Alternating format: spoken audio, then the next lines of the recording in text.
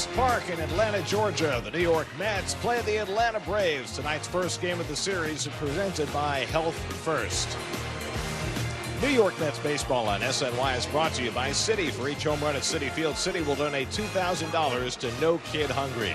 By Spectrum, switch and save with Spectrum Mobile. Nationwide 5G included. Restrictions apply. Visit SpectrumMobile.com. By Geico, switch today and see all the ways you could save. And by Toyota, the summer starts here at Toyota. Toyota, let's go places. Well, it's the Mets' first visit to Atlanta this year and their first chance to see the Braves World Series championship trophy, not just a piece of metal. Met fans have made their way to Atlanta to see if the Mets can hold off the Braves, who have been raging hot.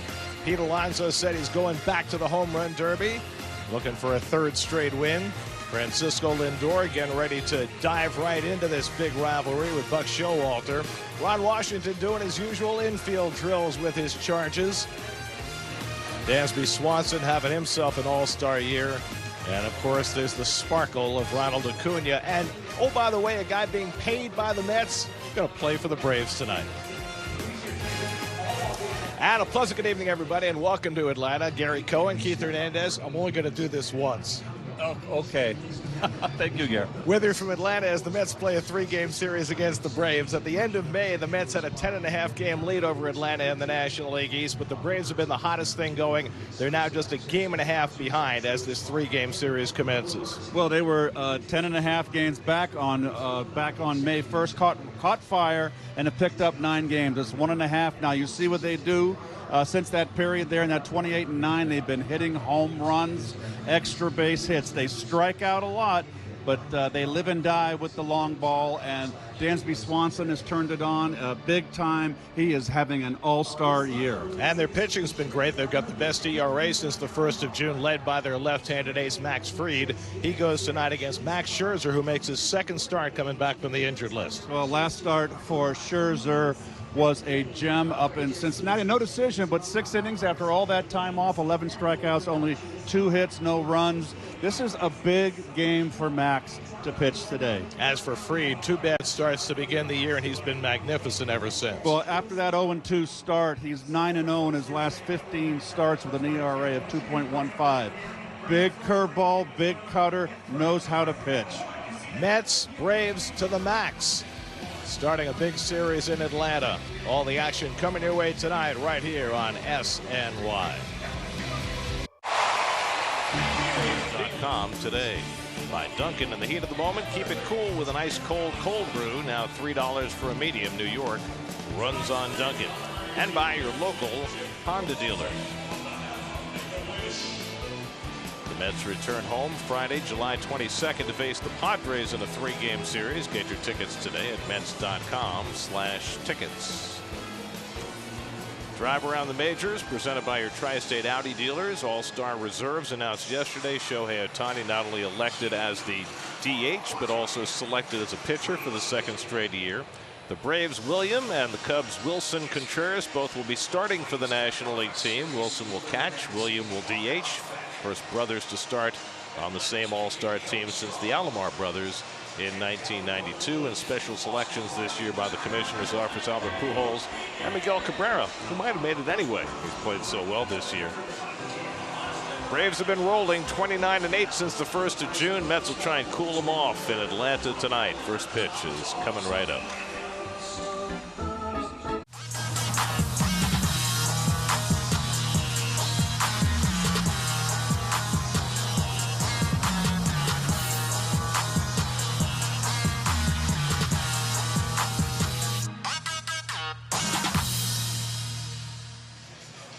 Second ever meeting between the Maxes, Maxwell Scherzer and Max Fried.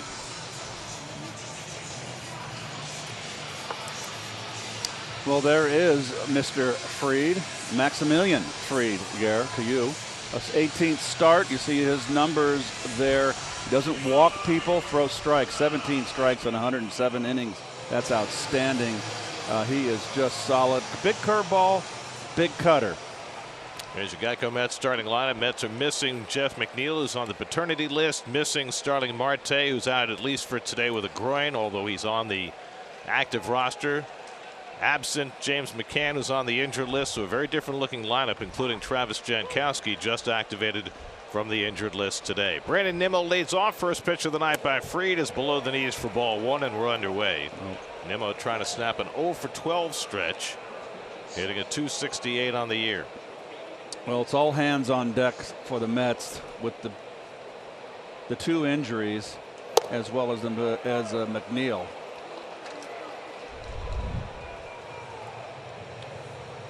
Old teammates, renewing acquaintances. Nimmo congratulating Travis d'Arnaud on his all-star selection. And the pitch outside from Fried, and he falls behind on Nimmo, 3-0. Lindor moved up to the number 2 spot, and for the first time this year, Pete Alonso not batting cleanup. He's hitting third. And so Fried facing the Mets have to offer in the opening inning. Behind on Nimmo, 3-0. He only walks 1.4 per 9 innings, so he pours in a strike, 3-1. Buck Showalter said before the game he moved everybody up in the lineup because of the two big bats out of the lineup, and McNeil and Marte, to get them more at bats in this game. It makes these innings so much more important for the Mets when you've got your best hitters grouped at the top and maybe less of a long order that you normally have. So you've really got to fashion something when you get the opportunity. Well, you've got one of the best left-handers in baseball, and you've got Guillorme in the lineup, Jankowski. Probably those guys may not have been in the lineup, but the Mets are short. Particularly lefties up against the lefty Fried, and a check swing foul ball that has Lindor ducking in the on deck circle. And we'll take a look at the Chevrolet Brave defense. 2 Gold Glovers. Cano out of nowhere. This is his first start for the Braves. 2 Gold Gloves. Olson with 2 Gold Gloves. Big strong arm in right field. Acuna and this young Michael Harris, 21 years old. They say he's got a good arm. Nimmo flies one foul, so Brandon with a long turn at bat. It was quite a surprise when we found out last night that the Braves had acquired Robinson Cano from the Padres, for whom he'd been playing in AAA. Of course, Robinson began the year with the Mets, didn't hit at all, went to San Diego, didn't hit at all. But he was hitting .333 in AAA. The Braves needed a left-handed bat. They needed a second baseman, so they figured they'd take a flyer. It's costing them virtually nothing. 8th pitch of the at bat to Nimmo, and he takes ball 4, and the Mets have the leadoff man on. I mean, Robbie, who started his year with the Mets, is still sporting an orange and blue glove. Doesn't quite fit with the Braves color scheme. And it says number 24 on the glove. That's what he was wearing as a Met. Now he's wearing number 22. So he's either got to update the glove or I don't know. I think that he should be able to upgrade that glove. Maybe we should see if he sticks around for long. Here's Lindor, 4 for 18 in the series against the Marlins with a couple of home runs. Nimmo at first and nobody out. And Lindor takes low and in, a cutter from Fried. Ball 1. So when Fried was early in the year 0-2, I saw those first 2 starts, and he was having trouble getting his curveball and his cutter over. Obviously, he's remedied that, but he's off to a real sluggish start here. Lindor has a home run against Fried. Has only hit in 12 at bats against him. He flies this one out to right center. Harris should have plenty of room, and he puts it away for the first out of the night. They have been raving about Michael Harris's defense in center field, saying that he reminds people of Andrew Jones. I mean, they did have Ender Inciarte in center field for a number of years, winning 3 Gold Gloves, but that's high praise when you talk about anybody in the same breath as Andrew Jones. Well, you need to be strong up the middle to win defensively, and certainly you need a center fielder that can cover some ground, cover the gaps. So here's Alonso. First time this year he's batted anywhere but cleanup. He hit third 34 times last year, so it's not completely foreign to him. Pete with 23 home runs, tied with Austin Riley for second in the National League, behind Kyle Schwarber. Nimmo at first and 1 out.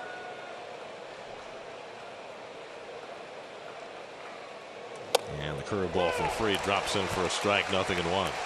Well, Pete got off to a really bad start against left-handers. He's kind of picked it up a bit. 208 coming into the game with 6 home runs. Got a home run off a lefty last homestand on Saturday. Mets facing Fried for the second time this year. He got one of the wins for the Braves in the 4-game split these two teams had at Citi Field in early May. Braves were not playing particularly well at that time, and Fried with a good pickoff move. You got to watch out for him. Well, Brian Snitker has accomplished just about everything and more that the Braves could have hoped for when they made him manager. Took him to a World Series. He's won Manager of the Year. He's a baseball lifer. He paid his dues in the minors. And a fastball strike to Alonso. Well, the Braves got off to a rather slow start last year and stormed their way to a World Series title. And trying to do pretty much the same thing this year with a slightly different cast of characters. Playing right now without their star second baseman Ozzie Albies. They were without Eddie Rosario, who was a postseason hero for them for a couple of months with an eye problem. He's back now.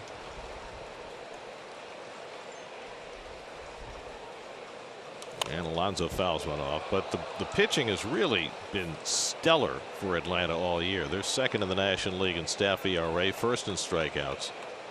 And if you go from the 1st of June on, they're by far the best staff in the league. Well, they lead the world, both leagues, in strikeouts.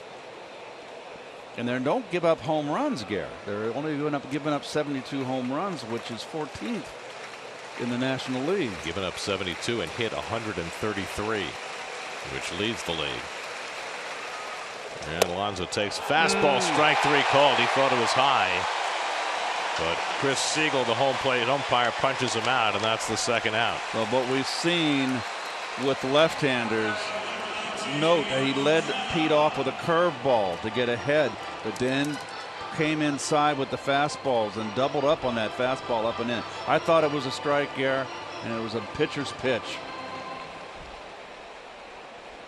So 2 out. Nimmo still at first, and now Mark Canha. There's your umpiring crew. Siegel has the plate. Andy Fletcher, Bill Welke, the crew chief, Junior Valentine rounding out the crew. Canha hitting cleanup for the first time this year. Again, something not foreign to him. It's the 74th time in his career he's hit cleanup. There's that hard cutter to the right-handers.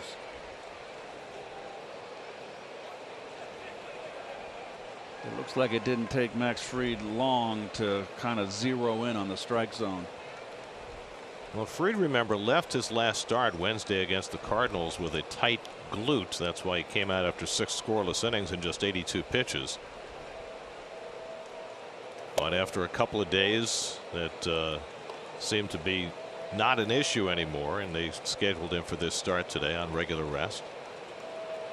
Canha 2 for 3 with a home run in his brief outings against Fried. Max is now 28 years old. 14-7 last year, 3.04 ERA. His winning percentage in his career is historically good. There's the curveball hit in the air to left center. And cutting across is Harris to get it. That retires the side. Fried walks the leadoff hitter, gets the next 3. Max Scherzer to the mound when we come back. Acuna was just coming back from his torn ACL last year. Dansby Swanson and Austin Riley have been 2 of the best players in the National League this year. Michael Harris has given them a big boost. Travis d'Arnaud's had another fine year. And that's the task for Max Scherzer tonight. Well, the Toyota numbers on Max right there. He's missed a lot of time. Last start out, outstanding with 11 strikeouts. This is the team that leads the majors in strikeouts. It leads the National Leagues in strikeouts, and Max is a strikeout pitcher. 10-9 lifetime in 25 starts against these Braves. Here's Acuna. He's had just over 200 at bats since coming back from the ACL that cost him the first month of the season. Not quite up to his usual numbers. 802 OPS. He's over 900 for his career. But he'll be going to his 3rd All-Star game already at age 24 this season. And Max picks off the outside corner with a fastball, and it's 1-1. Well, he's noted for in his young career to lead off the game, lead off home runs. He's got 2 so far this year. And the slider off the plate. 2-1 to Acuna. Dansby Swanson on deck. Matt Olson behind him. Acuna 7 for 20 with 2 home runs against Scherzer, who has struggled over the course of his career against the Braves. Lots of starts against them, having pitched in the National League East with the Nationals. He's got 9 losses in his career against Atlanta, which is 3 more than he has against any other team. Well, he's got a career 3.14 earned run average against these Braves, a 3.88. And he misses with the slider, and it's a full count to Acuna. Max did not walk a batter, struck out 11 against the Reds. He was in firm command in that game. Threw just 79 pitches in 6 innings despite the 11 strikeouts. That's how good he was after missing nearly 7 weeks. That's drilled to center field. Nimmo gives some ground, but he'll get there, and he makes the catch, a step onto the warning track to retire Acuna for a hard first out. Your Metsy Lexus defense, Nito behind the plate. Mazika's been called up to take McCann's spot. The usual cast of characters, of course, Lindor, the Gold Glover, and I'll tell you what, Guillorme's not too shabby either. He could win a Gold Glove this year if he gets more playing time. Jankowski in right, you don't get hurt defensively there. He's solid out there, and Nimmo's been playing a terrific center field. It's really the best outfield the Mets can put out there defensively. Here's Dansby Swanson is having his best season by far. Swanson got off to a slow start this year, but he was hitting .229 on May 23rd. Since then, he's hitting .356, which is the best in the National League over the last almost 2 months. And gets a slider and yanks it foul when it's 0-2. Well, we said that this is a team that strikes out a lot. Well, you got Dansby Swanson, who's been red hot, hitting .302 after a really bad start. And he has 97 strikeouts. He'll be going to his first All-Star game this year. And Swanson takes the slider that just missed, 1-2. Well, we know that Scherzer likes to use the slider against righties more against Swanson than he does against most hitters. And he gets that one in for strike 3 called, and Swanson knew it. So he took the slider for the call, 3rd strike, and Max has his first strikeout of the night. That was a slider that backed up inside, froze Swanson.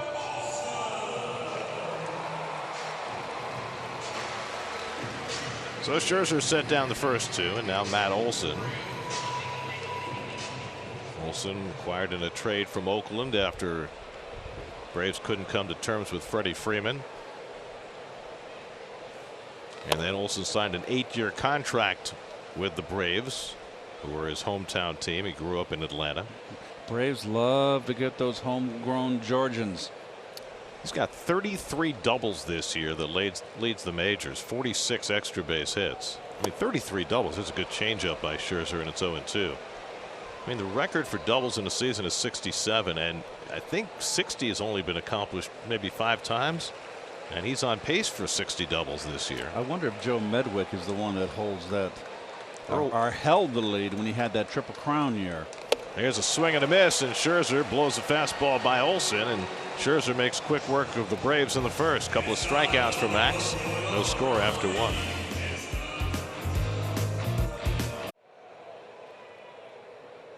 Weird. Second inning, Eduardo Escobar takes a back foot slider for ball 1. Escobar had a base hit yesterday to snap an 0 for 18 stretch, but it's been a rough go for him. Just 3 hits in his last 29 at bats. And he lines one over third, but foul. Yeah, this is Escobar's better side. Well, that's the NL East right now.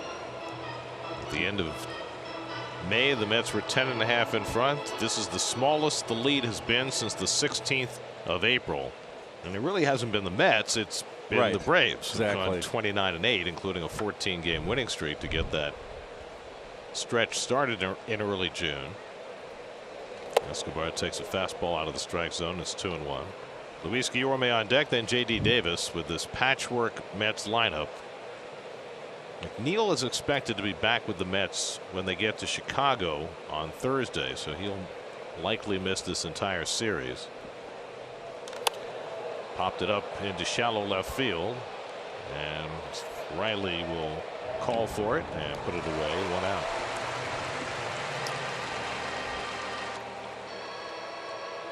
I mean, that's what the Mets have done since their offense is down somewhat. They haven't hit as well with runners in scoring position as they did the first 2 months. That's been a big factor. Yeah, so and they've pitched about the same, even missing Scherzer for a big chunk of that time. Hey, 19-16. I mean, the season's full of ups and downs. It's not under 500. They're playing well. Just the Braves are sizzling. Here's Luis Guillorme, and a good series against the Marlins. He had 3 hits yesterday. 3 of them at 6 against Sandy Alcantara and Miami. Mets were shut out yesterday. And how about that young man right there? Boy, has he turned into a top-notch pitcher. He pitched brilliantly, matched Alcantara pitch for pitch.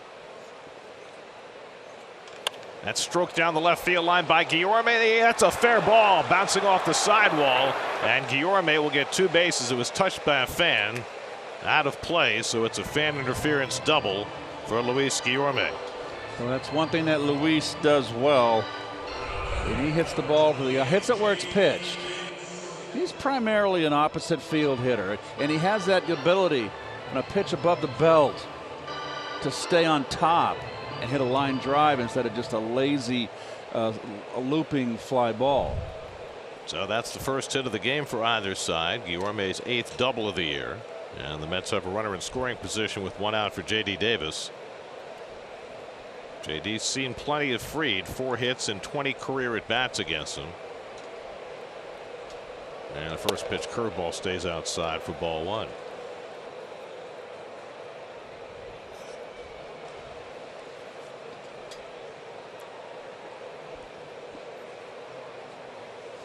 That's been very spotty over the last few weeks, taking advantage of their opportunities.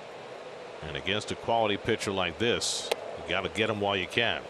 2-0 to Davis. Notice how after every pitch, Fried is pitching hand rubbing the backside of his pant leg like he's having a problem with the grip. Those 2 curveballs were way up in the strike zone.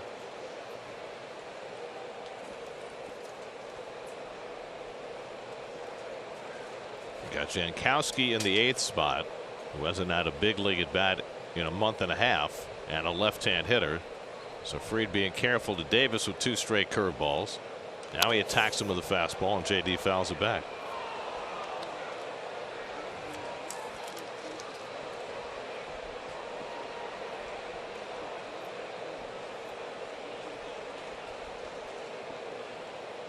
You can see right there pitching off the third base side of the mound.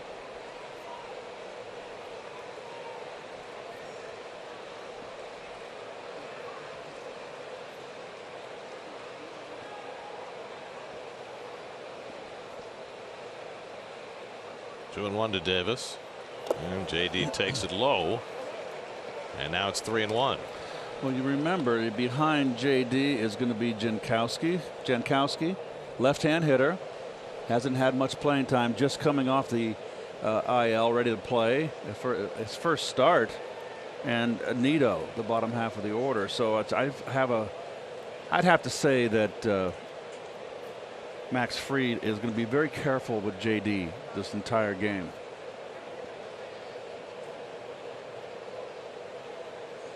And JD tries to hold on a fastball up and away, and he went around. It's 3-2. Not what you want on a 3-1 pitch. Watch Fried here, Garrett, and you folks at home. Watch how he moves the glove first. Now that's part of the stretch. You can't stop, and then he puts the ball in the glove. That's very peculiar. Most people kind of do it all together or already have the ball in the glove.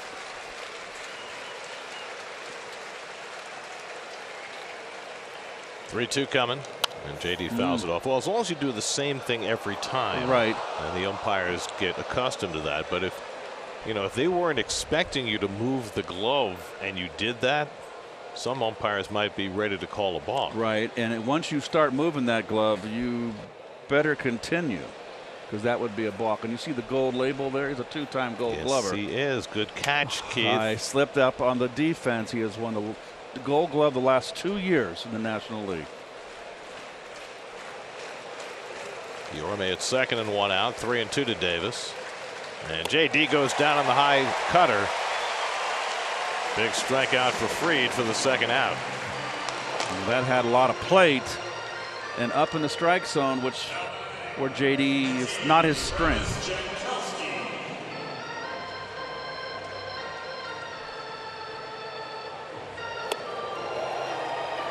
Second strikeout for Fried. So 2 away. Guillorme still at second. Now Jankowski, who last played in a big league game May the 25th. That day he broke his finger trying to make a catch against the Giants in San Francisco. He's missed 40 games. Always a threat, a good bunter, good speed guy. He really, before he got hurt, really filled a great role in this ball club. He scored a lot of runs coming off the bench. He went in for defense. Jankowski activated today to take Jeff McNeil's spot, with McNeil on paternity leave. Big hole on the left side of the infield. And he's hit by the pitch. Didn't try to get out of the way either. Jankowski hit by the curveball. And that's an even 60 for the Mets. And they've got 2 men on for Nido. Well, look at him. He's not Jankowski. Just going to kind of let it there and get hit. He wasn't totally averse to that. Nope. That's perfectly legal. I mean, Engelberg didn't want to get hit, but Jankowski didn't seem to mind. That brings up Mr. Nido, who, with runners in scoring position, 2 outs this year, is 10 for 21. 341 with runners in scoring position for Mr. Nido, who had the big hit in the 10th inning on Saturday. Now, you know, they made the note after Saturday's game. It was the first time the Mets had won a game on an error with 2 out in extra innings since Game 6 in '86. And I know you didn't see the denouement in 1986 in person because you were in Davey's office. And I was thinking, did you get to see this one live? That's grounded down to third, a foul ball. Well, I must confess, because the crowd was so great on Saturday and so boisterous, and it was a close game, and no one left the ballpark. I left the park at the top of the 8th, got back in time for that inning, saw the entire inning, saw the Marlins score 2, and then saw how the Marlins gave it right back. So you saw it on TV? I saw it on again. So the last 2 times that it happened, you've seen it on TV. Well, it's good luck. I guess so.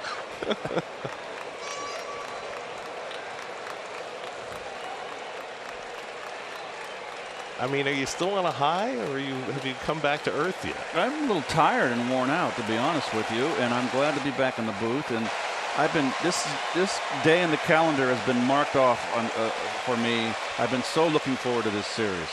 Oh, glad you're here. Just don't expect any more bowing. 1-2 coming to Nido, and he threw it by him for strike 3.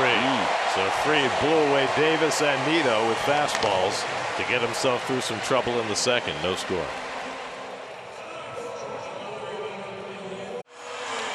The World Baseball Classic is back. Qualifying rounds for the 2023 World Baseball Classic take place September 10th through October 5th in Panama City and Regensburg, Germany. For more information, visit worldbaseballclassic.com. Austin Riley leads off in the home second against Max Scherzer, who retired the side 1-2-3 in the first. Somehow, Austin Riley is not on the National League All-Star team. It's a little hard to figure. I mean, there are 5 Braves, and maybe that has something to do with it.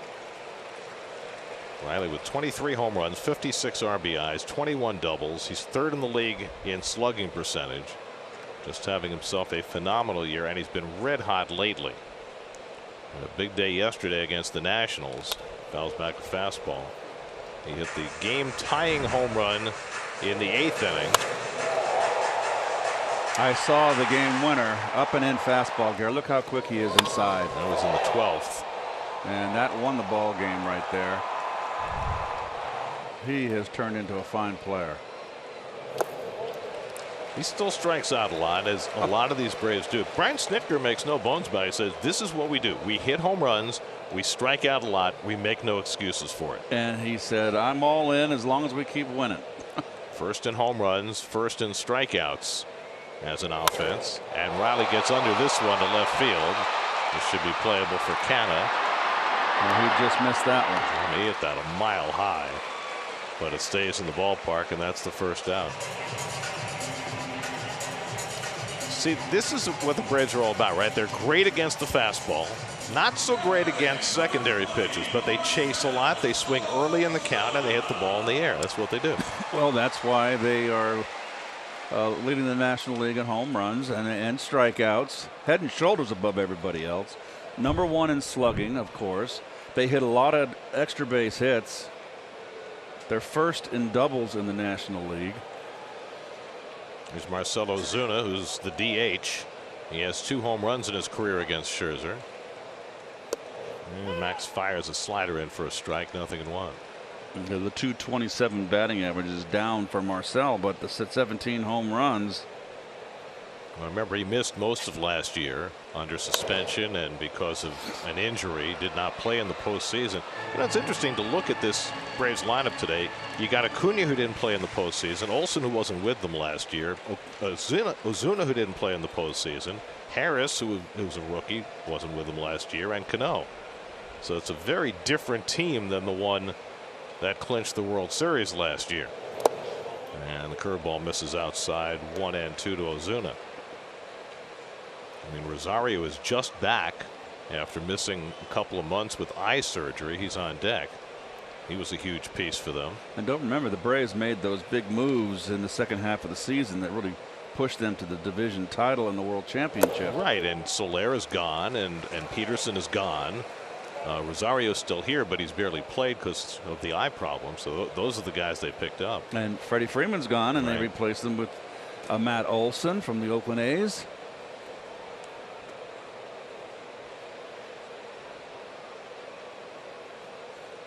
Two coming to Ozuna, and he struck him out. Good changeup by Max to strike out Ozuna. That's his 3rd strikeout.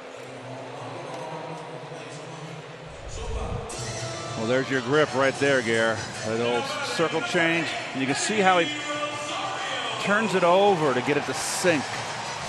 That is career strikeout number 3,093 for Scherzer, which ties him with CC Sabathia now for 17th place on the all-time strikeout list. So here's Rosario. He's still trying to get himself back in the groove. He got off to an awful start this year and then acknowledged that he just couldn't see. He had a serious eye issue that needed to be addressed with surgery. He's been back for about a week. He's 5 for 23 since coming back. And he's one of the guys they picked up in the second half last year from Cleveland. Boy, he had a tremendous World Series. Golfs one in the air to center field. Nimmo froze a moment, but he comes on. And that retires the side. 6 up and 6 down for Max Scherzer. Now it's Max Fried's turn. No score.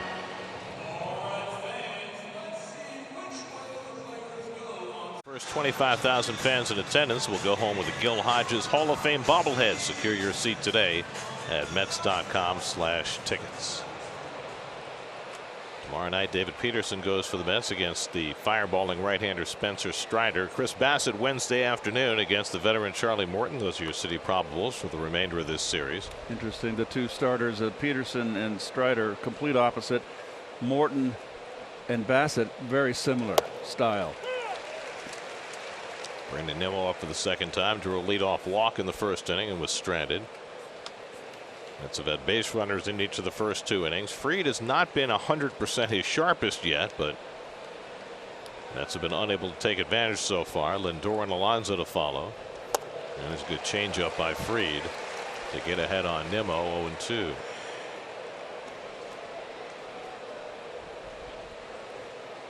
Max Fried's made 12 prior starts against the Mets, 17 appearances, lifetime 2.8 ERA. His second start this year, he allowed 2 runs in 6 innings against the Mets May 2nd. And he misses down with a curveball, and it's 1-2.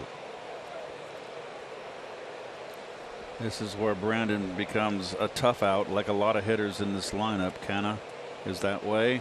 Yorme is a tough strikeout.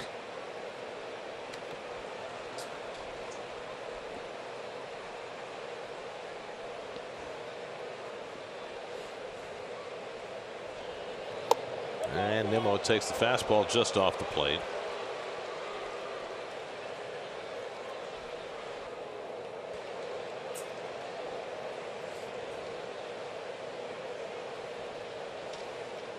Fried, now 28 years old, originally drafted by the Padres. Braves got him in a deal for Justin Upton 8 years ago. Boy, that's turned out okay. 2-2 to Nimmo. I'll say. Well, Upton was one of those at that period of that trade when everybody was in love with long ball. Oh, he was a star. He had tremendous value at the time, and Padres were reluctant to give up Fried, who was the 7th overall pick coming out of high school in L.A., but he has developed into one of the game's best left-handers. And that slider misses down, and a full count to Nimmo. So once again, Nimmo's battled back from behind in the count to run it full. Second most wins in the majors. I mean, his one-loss record is 49-20, which is historically good. In fact, it's the best winning percentage in history for a left-handed pitcher, with at least 60 decisions. Nimmo lines one toward the gap in left center field, and that's down for a base hit. Cut off deep by Harris, but Nimmo easily into second base with a leadoff double. So Brandon with another tremendous at bat. Finally got a slider to hit and took it the other way for his 16th double of the year. Behind in the count, didn't fish for the breaking balls, Gare. One curve in the dirt, one cutter that just missed. Fought off a fastball in and then got a fastball out over the plate. And he's just turned into one fine hitter. Now the average is not reflecting it right now when he comes into the game hitting 268. But there's your signature Nimmo running everything out. His 29th extra base hit of the year, and Lindor takes a strike. I mean, you could have made a case for Brandon Nimmo making the All-Star game this year. I think the batting average probably hurts him I think at just, 268. And the glut of outfielders as much as anything else. Lindor flying out to center his first time up.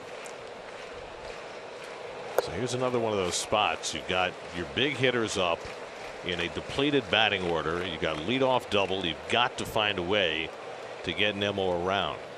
And you almost, you know, you don't want Lindor with this lineup right now to be trying to get a runner over. You want him to swing the bat, Gare.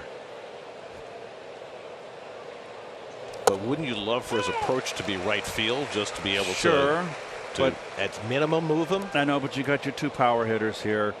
15 home runs with Lindor. Alonso, of course, with 23. Now with 2 strikes, you want him to go to hitting. Try to bear down and go up the middle. Fried has been awesome this year with runners in scoring position. Opposition hitting 160 against him in RBI situations. Nimmo at second and nobody out. 1-2 to Lindor with Alonso on deck. And that sails outside. 2-2. So this is kind of another. In the second inning for Fried, when he got in trouble, he really looked good. But here he's getting ahead in the count, and he can't put the hitter away. Here we are now, 2-2.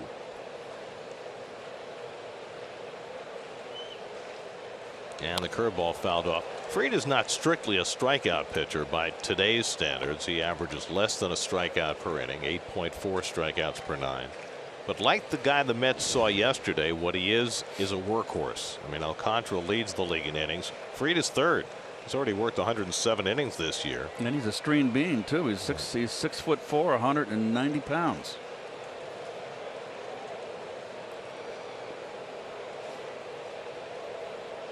That was rolled to the left side. It's easy hop for Riley, and he throws out Lindor. So Francisco unable to advance the runner, and that's the first out.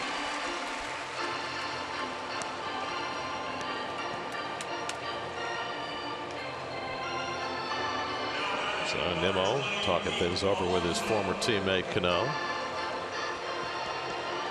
He's still at second with 1 out, and here's Alonso.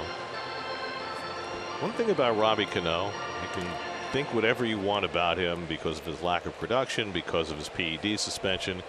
He was beloved in the Mets clubhouse. I mean, his teammates adored him. And evidently, his teammates in San Diego, his brief time there, they loved him.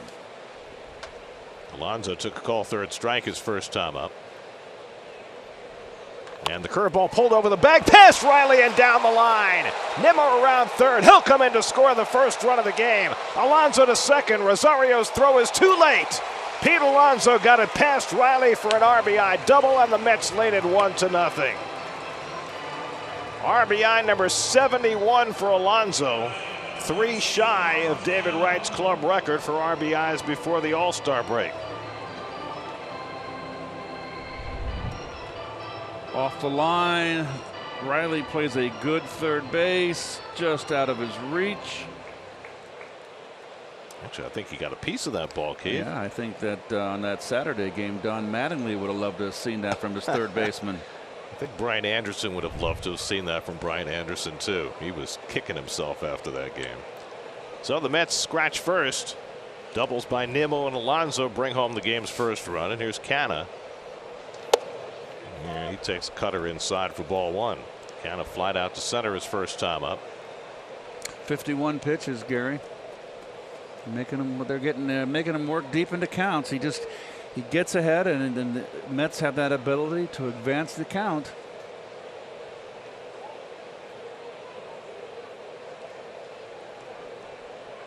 You know, Fried made some really good pitches in that second inning by blowing fastballs by Davis and Nido for strikeouts, but this has not been the A game for Fried so far. And you know, we mentioned the fact that he came out of his last start with that glute tightness, and you never know what factors are at play, but he is certainly not at the top of his game right now, and the Mets trying to get what they can while they can. Now this is an at bat here with Canha to try to at least advance the runner. He is a really not sharp, Fried. I think he got upset with that last pitch. I thought it was a strike, and he thought it was a strike. Well, now he's behind 3-0 on Canha with Escobar on deck. Rich Kranich, the pitching coach for the Braves, longtime Philadelphia Philly pitching coach. One of the best. Looking askance at the home plate umpire, Chris Siegel. 3-0 to Canha. Give him a hit sign. And that's inside, ball 4, and the Mets have 2 men on. So there's the second walk given up by Fried. And Escobar will come up with 2 men on. That'll get Rich Kranich out to the mound for a little chat. And already Fried is over his season average for walks per 9, 1.4 coming in.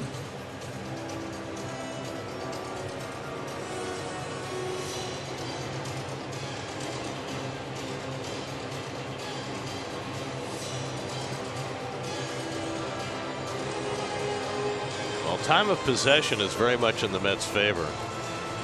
Scherzer's been on the mound for 9 minutes in this game. Fried has been on the mound for 27 minutes. 54 pitches deep. Sounds like a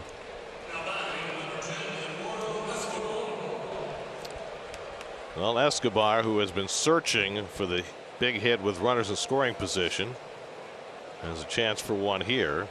Eduardo hitting just 184 this year with runners in scoring position. He's got Alonso at second, Canha at first with 1 down.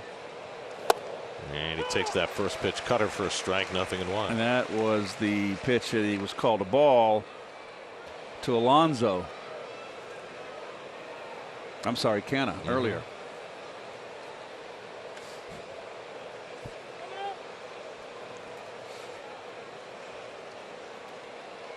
Escobar 2 hits and 9 career at bats against Fried. And he takes that one in the dirt, stopped nicely by d'Arnaud. A ball and a strike. Boy, he's really laboring. There's Travis here on the nice block. It is so nice to see Travis d'Arnaud blossom into the player he has become. He came up to me and said, you know, I started going to the opposite gap. To stop trying to hit home runs. They were telling me to hit home runs. And he said, I got back to myself. I'm a doubles hitter. Well, he also he changed his swing a little bit. Remember how complicated that swing was, where he'd point the bat at the pitcher and have to come all the way around. Right. Doesn't do that anymore. Well, he was over swinging all the time too. Right. And you know what? He's hitting line drives, and what's he have?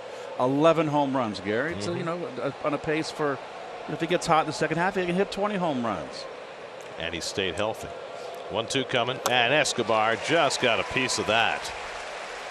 Very fortunate to stay in the at bat. Sinker moving away from him. And he stays in there on 1-2. Luis Guillorme, who had doubled his first time up, waiting on deck.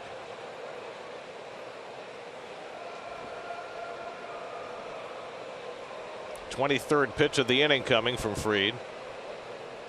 And Escobar loops one into shallow center field. That may fall, and it does for a base hit. Alonso went halfway. Harris's throw to third, and he's safe. Almost a force at third as Alonso couldn't figure out if that ball was going to fall in. He scrambles to third just ahead of the throw by Harris. It's a bloop hit for Escobar to load the bases. Off the end of the bat. And that ball clearly dropped. So it was a late read from Pete. He was doing everything right by going halfway. You really can't go halfway here if it's caught. But he just made kind of he got caught going back. And that's always a no-no. Harris got rid of it as quick as he could. Took a couple of hops into Riley. Otherwise, he might have had him. So now bases loaded, one out. Here's Guillorme, who doubled down the left field line his first time. And he takes a fastball strike from Fried. Well, they're giving Guillorme that left side of the infield. They've got Swanson up the middle. And, of course, Riley's at home on your left of your screen. And that's right where Guillorme likes to hit it, right in between those two guys. That's the team this year, hitting .323 with the bases loaded.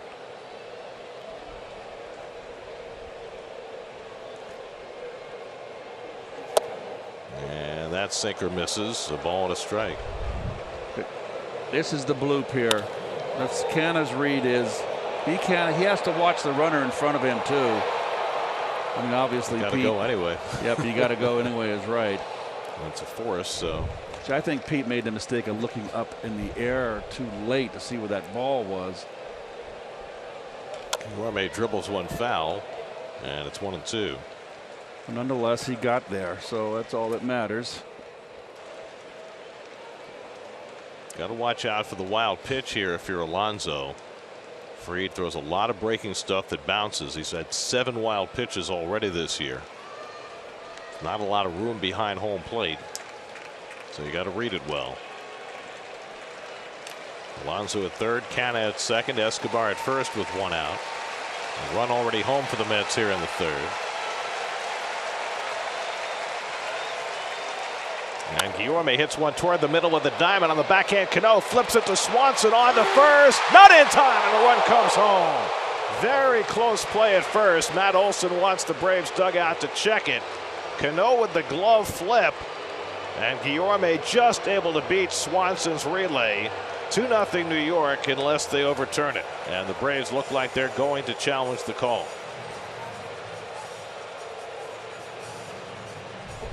I thought he beat it here. Cano with a nice little flip here, but Swanson was in a position not to put much on the throw. Did Swanson step on second base? I think the Mets dugout was just saying to the crew chief, Bill Welke, that they might be challenging it as well as to whether Swanson stepped on the bag. His foot behind the bag, his foot to the side of the bag. Did he ever step on it? Oh, he got it. He got it. Kicked it right there. He knew he knew exactly what he was doing. Used the inside of his right foot to kick the bag.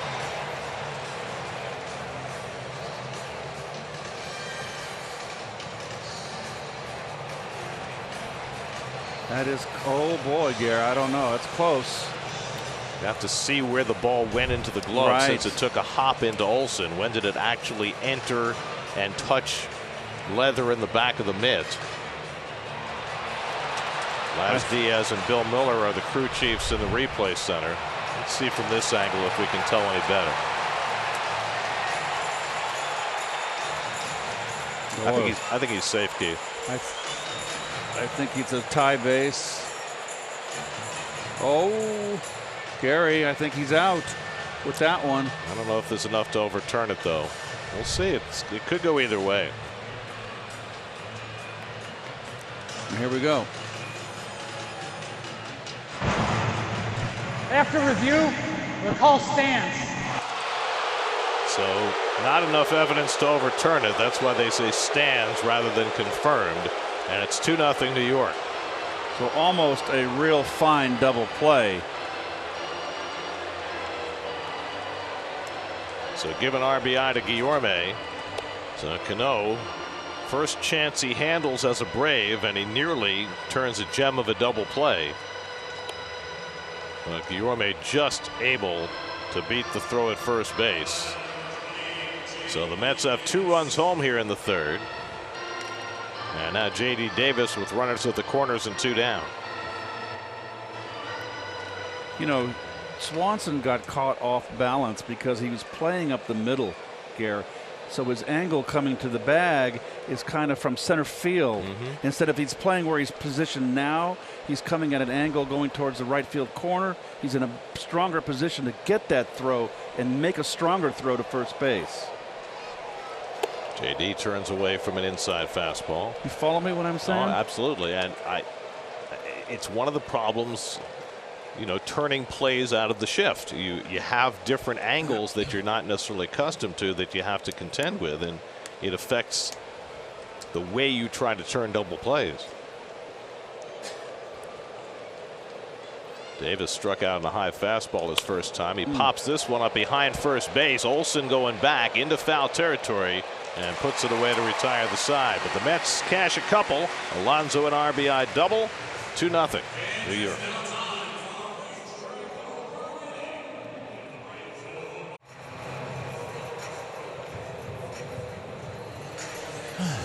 Max Scherzer has a 2-0 lead as he goes back to the mound for the bottom of the third.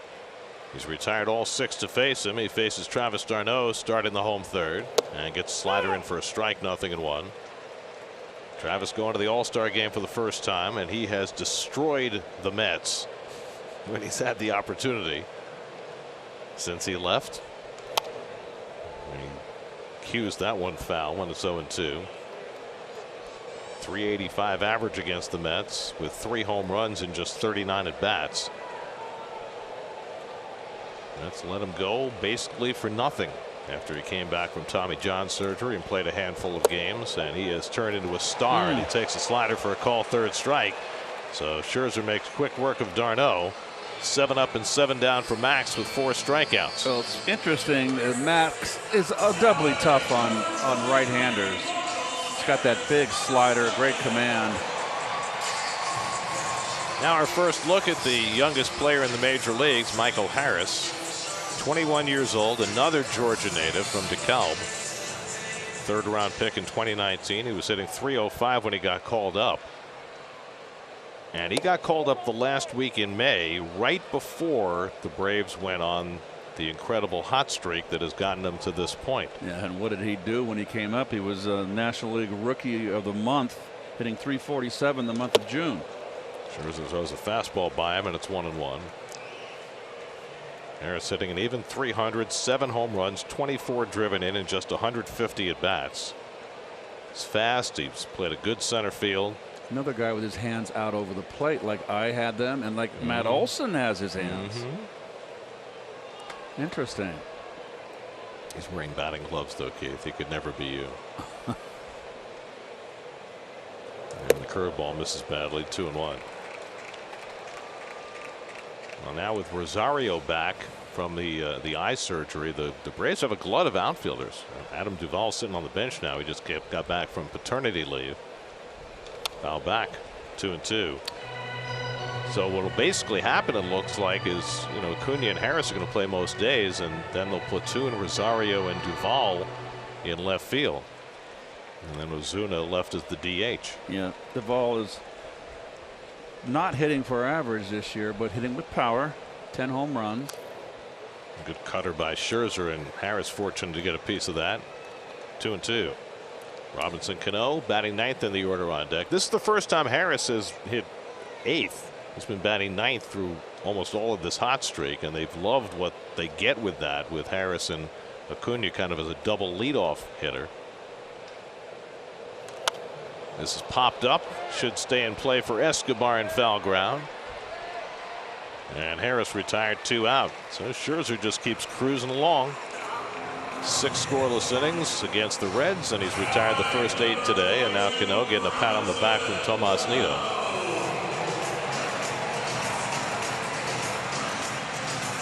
Kind of a tepid response for Cano from the Braves fans.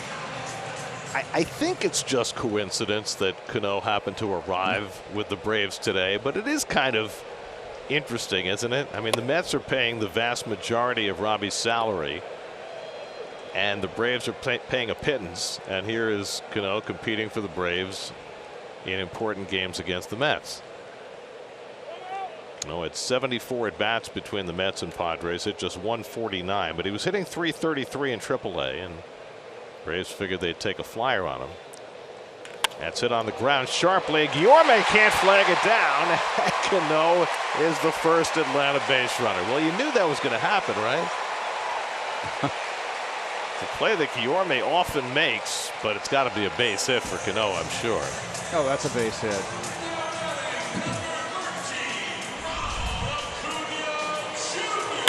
Ball's hit hard. Career hit number 2,636 for Robinson Cano, his first as a Brave, for whom he's batting 1,000. Even Buck Showalter said it today. He said, you know, he's going to get 3 hits today. Right? Well, there's Acuna, who flied out deep to center field his first time up. So Scherzer pitching off the stretch for the first time.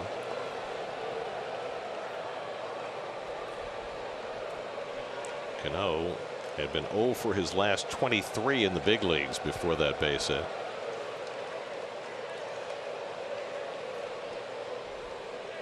And Acuna golfs one toward the right field line. A long run for Jankowski, and it goes foul. That's fortunate for the Mets, as that ball stayed fair a long time. Jankowski has got great speed, was playing deep and over toward right center field, and was not going to get close to it. well,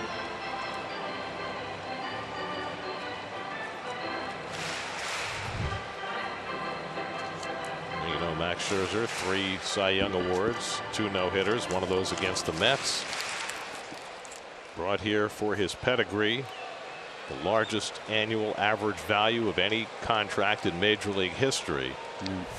they brought it. He's been worth every penny so far when he's been healthy. Yes.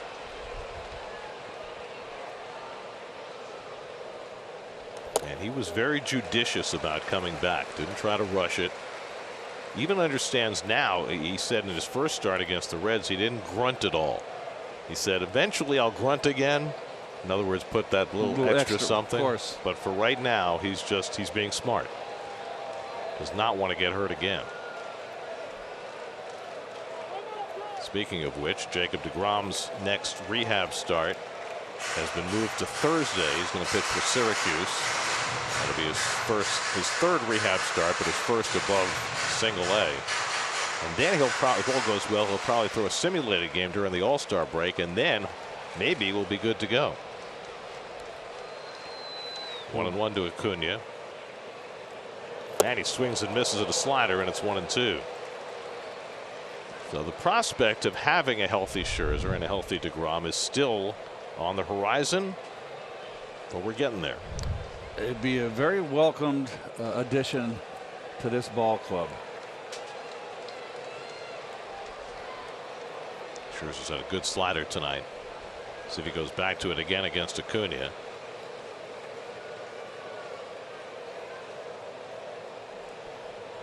Long hold. And he fires a fastball on the outside corner, and he got him looking. 97 on the block from Scherzer to get Acuna and end the inning. 5 Ks for Scherzer. He is red sharp tonight. Georgia sky with no rain in it. Not tonight anyway. It's a rare thing when the Mets come to Atlanta. Fourth inning, Travis Jankowski takes inside from Max Fried. Jankowski was hit on the arm by a pitch in the second inning in his first plate appearance since May 25th. Just his 14th start of the year in there because of injuries to Marte and the absence of Jeff McNeil. Jeff flew to California to be with his wife Tatiana as they prepare for the arrival of their first child. And Fried, who has not been sharp tonight, misses high to Jankowski and falls behind 3-0. This is a funny game, and you got to feel like you got to have a bad one in you once in a while. His last 15 starts have been off the charts. 9-0, 2.15 in those 15. Nido and Nimmo to follow for the Mets in the fourth. And Jankowski takes all the way, and it's ball 4. So he walks the left-hand leadoff hitter, and Jankowski is aboard for the second time. 3 walks now for Fried, who had walked only 17 batters in 107 innings coming into the night. Well, this is the third time in 4 innings that a leadoff runner has gotten on base. 2 by the base on balls and 1 with the leadoff double. So now it's Nido, who struck out his first time up to end the second. And Jankowski is a serious stolen base threat. And Fried is a serious pick you off guy. So watch out. Hangs that left leg and that right leg.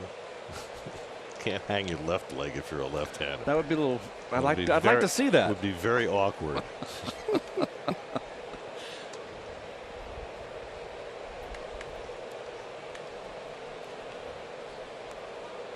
Guess you could do it if you had a trapeze. Or a jetpack. Fastball catches the inside corner, and it's 1-1. Whatever those things are called, they used to put on their back. Yeah, jetpack. Yeah, like they're on the Jetsons. Like Buck Rogers. Yes.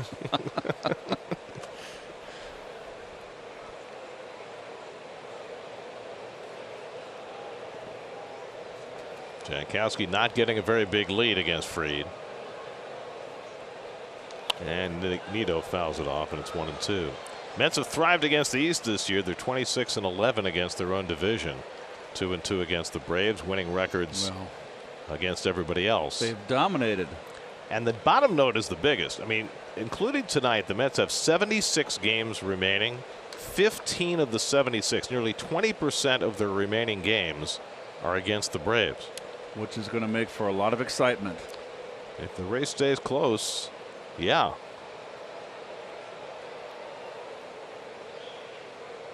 And really, there's no reason it shouldn't stay close. The Braves are an outstanding team, the defending world champs. The Mets are a really good team, too. And what's fascinating to me about watching these two teams is the different ways that their offenses function. They're very close in terms of runs scored.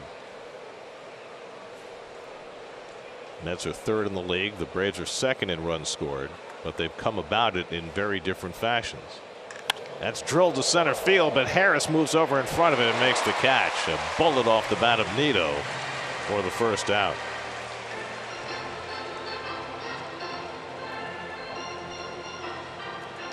.104 miles an hour off the bat for Nido. That's a big hang with him.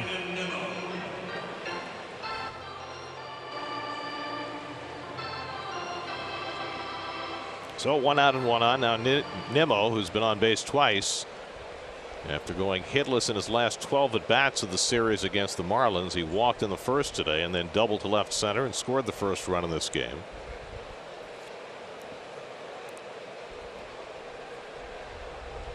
Jankowski at first with 1 out.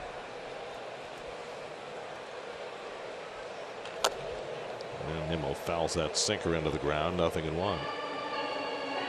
Might have caught a piece of his foot as well. That's that hard sinker. That's a tough pitch to lay off.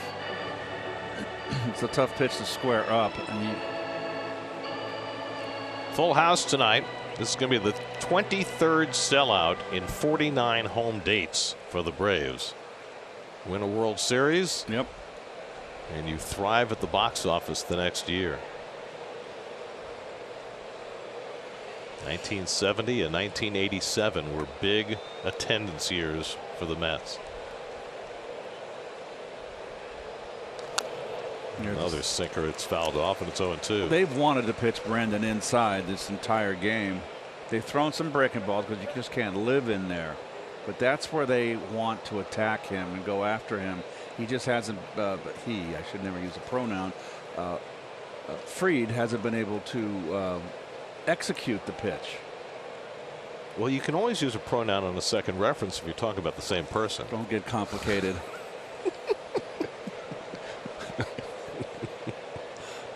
0-2 to Nimmo with Lindor on deck. And another off-speed pitch this time fouled off. Well, in newspaper parlance, you use a person's full name the first time, right. Max Fried. And the second time through, depending on which newspaper it is, it's either Fried or Mr. Fried. Okay. My favorite was when the New York Times style was second reference was Mr. whatever, and they did an article about Meatloaf and referred to him in the second reference as Mr. Loaf. Oh no. That actually happened, and then they changed it. 0-2 to Nimmo. And he struck him out. Good change up by Fried to get Brandon. First time he's been retired tonight. Fourth strikeout for Fried. 2 out in the inning. That's the big difference in today's game. Is it wasn't around in my time, my generation. A lefty-lefty changeup, righty-righty changeup. I think also with Fried, I think that he's struggling to command his biggest pitches. I mean, the changeup is his fourth pitch, and he's beginning to use it more because the other stuff is kind of betrayed him early in this game. Lindor hits one the other way, and he's got himself a base hit. Jankowski pulls in at second against Acuna's arm. Not going to try for third with 2 out. So Lindor going the other way on a first pitch fastball. And he's got his first hit of the night, and the Mets 5th. Going where the ball's pitched. You can see him looking in that direction. His fully intent was to go that way. Big hole right there. So now the project begins of getting the oven mitts on. It's a nightly drama with Francisco ever since he fractured his finger. And it sets up Big Pete. Well, see, they figured out the Velcro. Remember he had the Velcro loop hanging off the red one the other day? And still trying to get that one 100%. So here's Alonso, who doubled over the third base back to drive in the first run of this game. Bats here with 2 out and 2 on. And he goes after a first pitch fastball and fouls it back. Pete now has 71 runs batted in, leading the major leagues. And trying to chase down David Wright's pre-All-Star break Mets record of 74. He's got a couple of home runs against Fried in 23 career at-bats against him. Good speed on the bases. Jankowski at second, Lindor at first. And Pete takes a fastball inside, 1-1. Well, he had the mustache and the stirrups going on in tribute to Keith for 2 days. Yeah, the mustache had a home run in the stirrups. And the mustache is still there, but the stirrups have gone by the wayside. Those things are uncomfortable, Keith. The stirrups? Yeah. No, I loved them. Most people hate them, you know. I mean, it's a nice style and good curveball by Fried, but you know, that strip underneath your foot is uncomfortable. Always put an elastic band underneath, and you know you cut where the seam is, and it's thin. Gary, trust me. I need your tailor. Not that I plan on wearing stirrups anytime soon. Fried ahead on Alonso 1-2. Marcano would be next.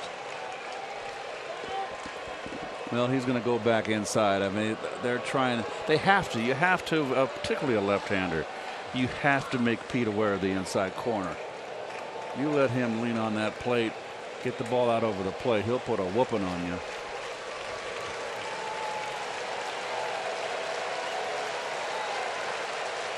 One-two coming, and he chased for strike 3. 5 strikeouts for Fried. The Mets strand a couple in the fourth. Still 2-0.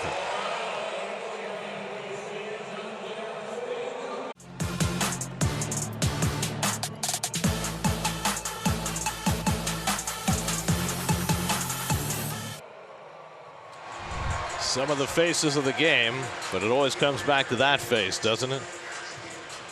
And that one. Dansby Swanson leads off in the 4th against Scherzer, working with a 2-0 lead. Swanson took a call third strike his first time up, and the fastball away for ball 1. Scherzer struck out 5 through the first 3 innings, so he's pitched 9 innings now since coming back off the injured list. No runs, 3 hits, no walks, 16 strikeouts. I'd say he's okay. And it's a good slider to Swanson, and it's 1-1. That's that pitch that's so effective for Max against the right-hand hitter, and he can paint it. And he won't use it against the lefties. He'll throw his cutter against the lefties. Correct. Different pitch. And he's wise to do that. Not a lot of guys who can do both. Swanson pops one a mile high in foul ground. Alonso trying to run in under it. Has room, makes the catch. Swanson retired, 1 out.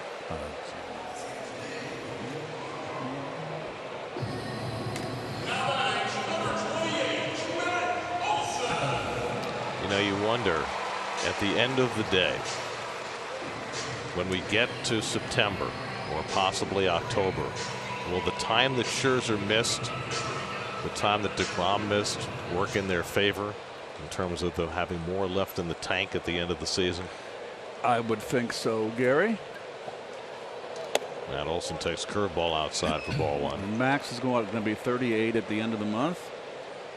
And DeGrom's in his 30s, early 30s. 34, yeah. Well, mid, excuse me. Foul tip on the fastball, and it's 1-1 to Olson, who struck out on 3 pitches his first time up. This Braves team strikes out a lot. 802 times coming into the night. That's the most of any team in the National League. And they fanned 5 times tonight. Individually, they have 3 of the top 7 in the league.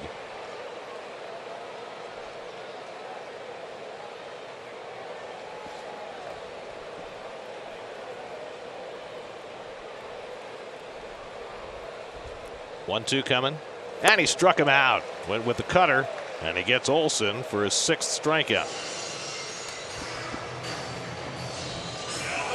Well, he's taken care of Olson twice now. Gets ahead. You can see the fingers on the side of the ball. Little circle. Less break than the one he throws to the right-handers. It's tighter.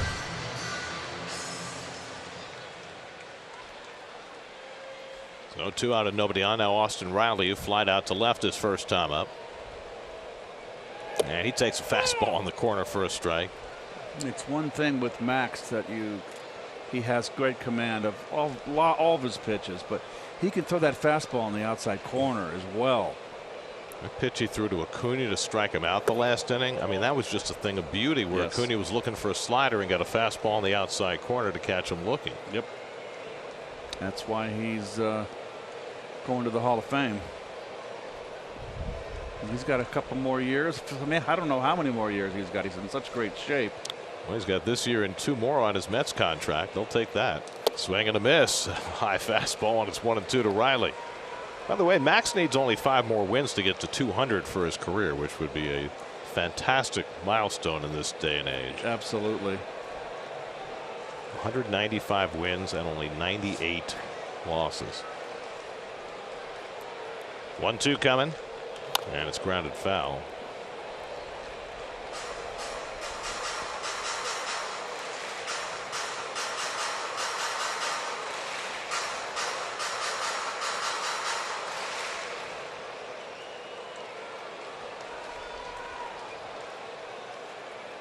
One-two coming to Riley. And that's grounded foul. Another slider. Riley just 25 years old and already established as a star in this league. Finished 7th in the MVP balloting last year when he hit over 300, 33 homers, 103 RBIs, hit 320 in the World Series. And Max strikes him out. Got him with a changeup. That is 7 strikeouts for Max Scherzer in the first 4 innings of this game. 2-0 after 4. The Indian Anywhere on the Odyssey app. Night game tomorrow, then day game early on Wednesday here in Atlanta. Then the Mets go to Chicago for 4. Night game Thursday, day games Friday, Saturday, Sunday. And then comes the All-Star break. Mets go home then to play the Padres and the Yankees coming out of the break. Mets up 2-0 in the opener of this 3-game series. Max Scherzer's had much the better of Max Fried. Mets could have done more. They've left 7 on base over the first 4 innings against Fried, who has had to work awfully hard. Mark Canha leads off in the 5th and takes a curveball in the dirt. Fried has not thrown his curveball all that much tonight. There are times when he leans on it a lot. It was the pitch that got him to the major leagues. He learned his curveball by watching old films of Sandy Koufax. Okay, well, good for him. Smart. I mean, most kids his age, you would figure, growing up in the LA area, would learn their curveball watching Clayton Kershaw. But he went back to an earlier generation. And why not? To find a lefty Dodger curveball. Maybe one of the best ever. Draw from both of them. Here we go again, Garrett. 3-0. Walked Canha on 4 pitches the last time up. He walked Jankowski on 4 pitches to lead off in the 4th. He's already walked 3 tonight, which is well above his norm. And the way it's going, this could be his last inning. And Canha takes a strike. He was pulling out of the way, but Chris Siegel said it caught the corner. 3-1. Oh, Canha didn't like the call. Never see Canha get a little angry. I got Fried with 11 curveballs through 87 pitches. Now there's ball 4, and Canha finally draws his walk, and Rick Kratitz looking to the heavens. His ace is on the mound, and Fried has walked the leadoff hitter 3 times now in 5 innings. 4 walks with a man that only averages 1.4 so far this season. SNY wants to send you on a trip to Universal Orlando Resort, where you'll experience the action, thrills, and adventure of 3 incredible theme parks, plus stay at Universal's Cabana Bay Beach Resort. SNY's Fan Flyaway Sweepstakes presented by M&M's. Go to sny.tv/Fan Flyaway to enter today. Well, there's a first pitch curveball missing high to Escobar. I'm going to keep my eye on that Atlanta Brave bullpen here, because this Fried has just been in hot water every inning. Escobar dumped a base hit into center field his last time up. 1 for 2 tonight. And he grounds one down to third, a foul ball. 1-1. And Escobar is just pulling off too quick. That was a pitch to hit, and he's just, I've been there when you don't feel good, and it's been a tough run for him this year. Everything speeds up. You just get too quick. Mets are 2 for 8 tonight with runners in scoring position. That's a lot of chances in the first 4 innings. And now the leadoff man on again here in the 5th. And Escobar fouls off the fastball. 1-2. Just to give you a little perspective, Max Fried in the entire month of June walked 5 batters. In 4 innings plus tonight, he's walked 4 batters. Well, this is where you tell if a pitcher really has what it takes to be a winner, to struggle, have a tough outing, and bear down and just push through it. Escobar lines one, caught by Riley, and back to first goes Canha.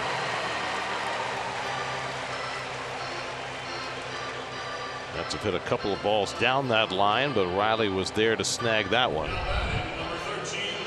He's a big, tall guy. Very agile for a big man. Caught it, and as he was coming down, had his eye on Canha, but Mark had taken no liberties and was easily back to the bag. Now it's Guillorme, who doubled down the left field line in the 2nd, then beat out a double play grounder in the 3rd that brought in the 2nd Met run. Play that was reviewed. It was awfully close, but went in the Mets' favor.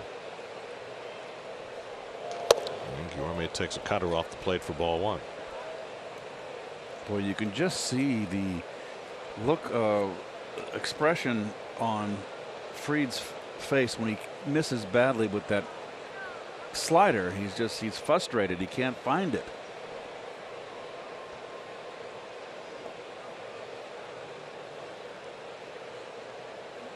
And Guillorme takes a fastball inside 2-0. Let's check in with Steve Gelb. Steve? Well, guys, I don't know if you remember, but the other day we saw Luis Guillorme wearing a single batting glove on his left hand, trying to clearly work through something. And I talked to him about it. He actually showed me for the past 2 or 3 weeks he's had a pretty large cut right in the middle of his palm that he's been dealing with. Said every time it starts to close up on a swing, it'll open back up again. He does not know how he did it. Here's the cut.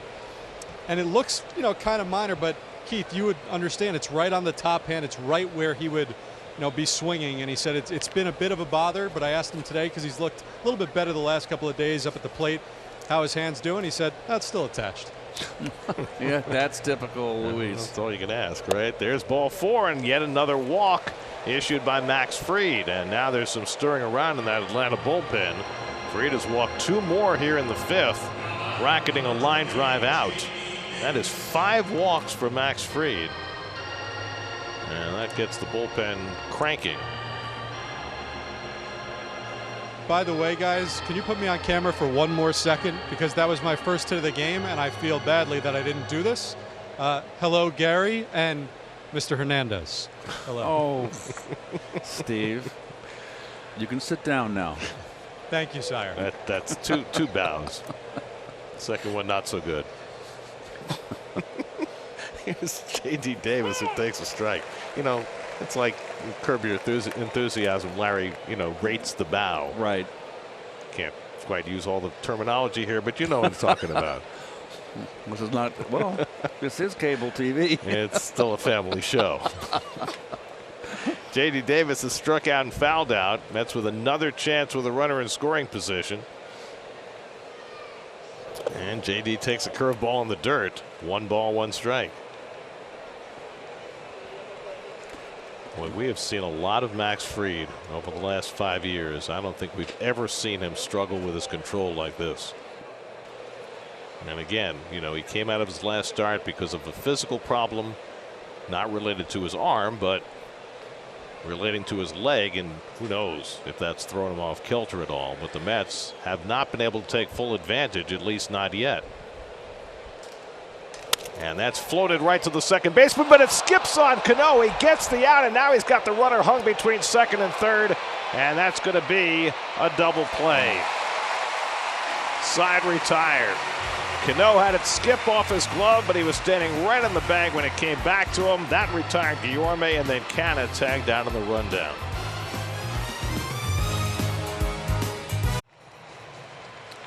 Well, you have to give Max Fried a lot of credit for figuring out a way to hold the Mets to just 2 runs in 5 innings, despite just being completely off his game. That's just right there. Oh, that is Brian Snitker telling Max, you're done, and you got 99 pitches, and Fried didn't want to come out, but it's the right move. Marcell Ozuna leading off in the home 5th, and Scherzer nicks the outside corner with a fastball. He's had a good line to that outside edge with his fastball all day. Rick Kranitz talking to Fried, and Fried with a very unaccustomed 5 walks in 5 innings. Grounded down to third, and Escobar handles it and throws out Ozuna 1 away. But the Mets have been unable to cash in. They got the 2 runs in the 3rd, but they've left 8 runners on base in 5 innings, and you hope that doesn't come back to haunt you. The way Max Scherzer is going, perhaps it won't. Scherzer's just been magnificent. He's allowed just 1 base runner over the first 4 and a third. There's Eddie Rosario, who flied out to center his first time up.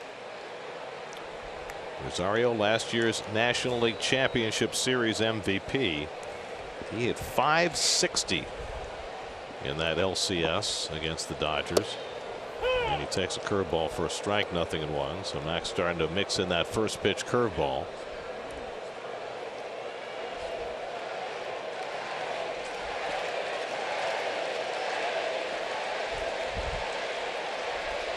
Just like they used to chant at the Garden for Eddie Giacomin.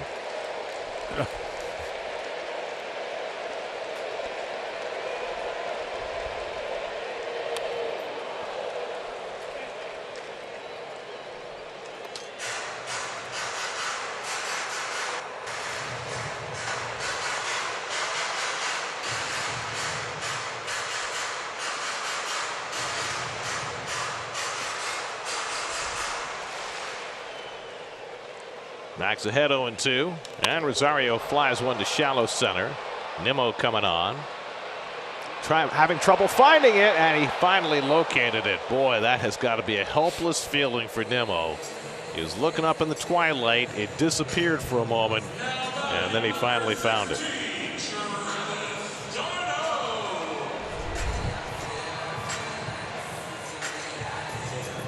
Well, he came in the general vicinity. Canna doesn't see it either. You know, it's funny. We used to see this all the time at Turner Field, where there were no lights in the outfield.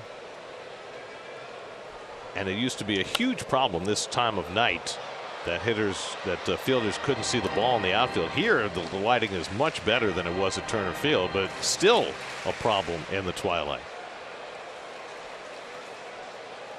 Travis d'Arnaud has struck out on 3 pitches his first time up, and he goes after an inside changeup and misses, and it's 0-2. You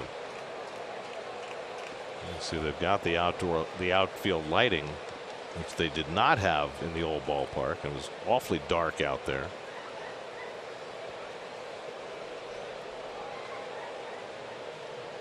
And that's driven to left field, but Canna's right there to make the catch and end the inning. First real hard hit ball for the Braves all night. d'Arnaud lines out to end the bottom of the 5th. 2-0 for Scherzer.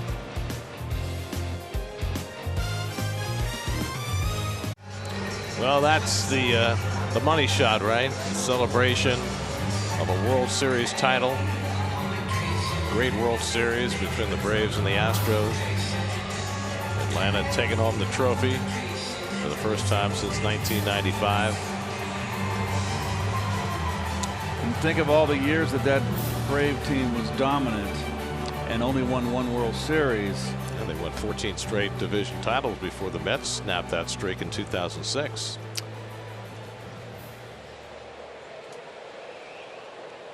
And they hang the banner proudly. New pitcher Dylan Lee. Travis Jankowski greets him with a ball that comes up on Olson. He does a nice job staying with it. And the 2-time Gold Glover makes the play for the out, 1 away.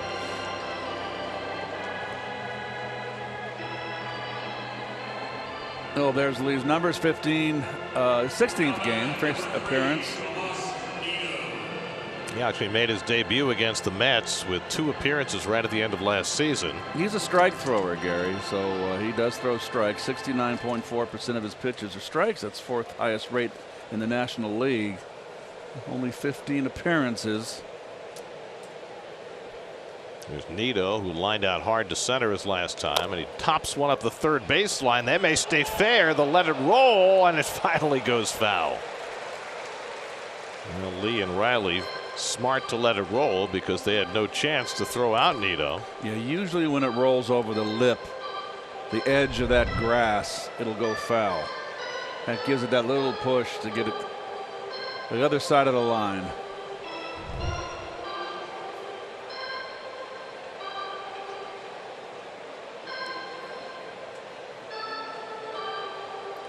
What is the organist play? What is the organ player doing? It's like the Jeopardy music, but slowed down. Right? Timing Nido getting back in the batter's box. He's got a sense of humor. He's very funny. He played the Brady Bunch theme for Jankowski before. You know, Jan. He just did the last note.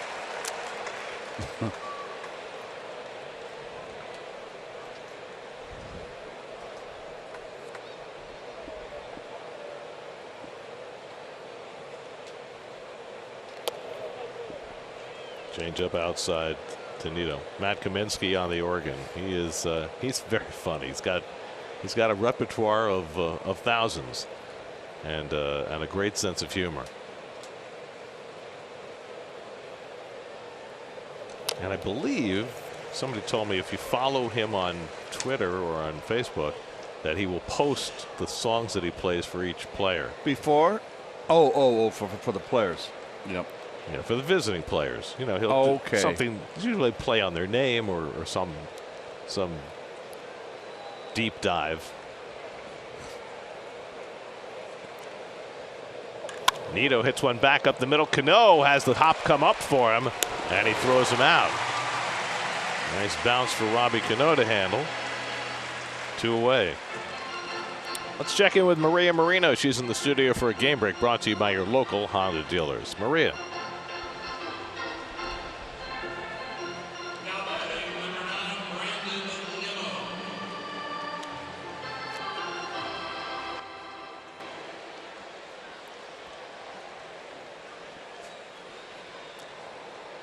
Thanks, Maria. So, what did he play for? What did the organist play for Nimmo?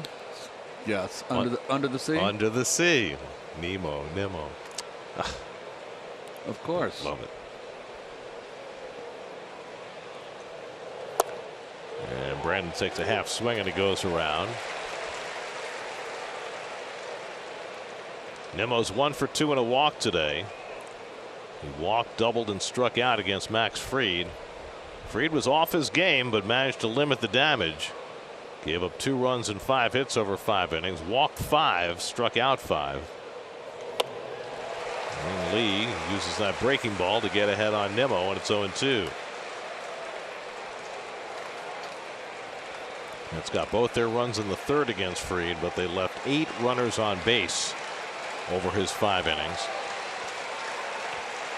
And now Lee's come in to retire the first 2 and ahead 0-2 on Nimmo. And comes inside with a fastball, 1-2. Coming up after the postgame show on Geico Sports Night, Pete Alonso announced that he's officially in, trying for his 3rd home run derby. Was there ever a doubt? No. The only question was who was going to pitch to him. Swing and a miss, struck him out. And then Dave Joust, the former Mets coach, apparently is going to pitch to him again, even though he's in the employ of another team. Pete said all he has to do is give him coffee and he'll be ready to go.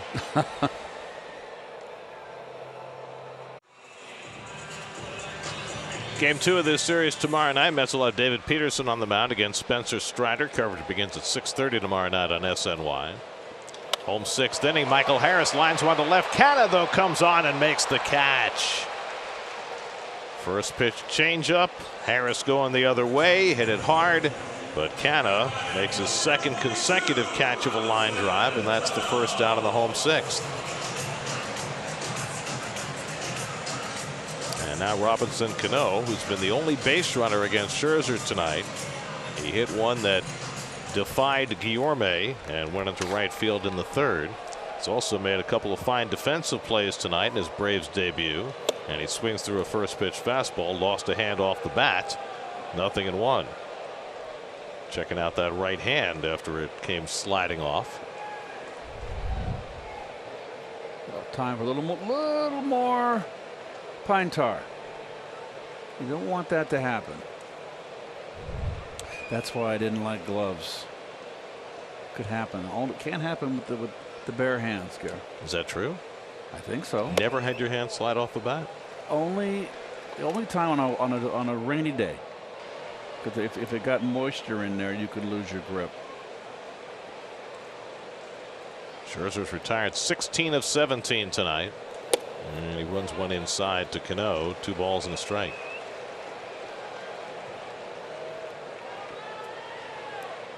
Ozzie Albies still down with a foot injury. Orlando Arcia had been filling in. He had stopped hitting, so they picked up Cano, who pops one up. Retreating is Lindor, calling all the way. 2 out. So Scherzer keeps rolling twice through the batting order now, and he's retired 17 of 18 hitters. He has just been nothing short of phenomenal, coming back from 7 weeks on the sidelines. Now 11 2/3 innings, no runs, 3 hits, no walks, and 18 strikeouts. Now he faces Acuna with the bases empty.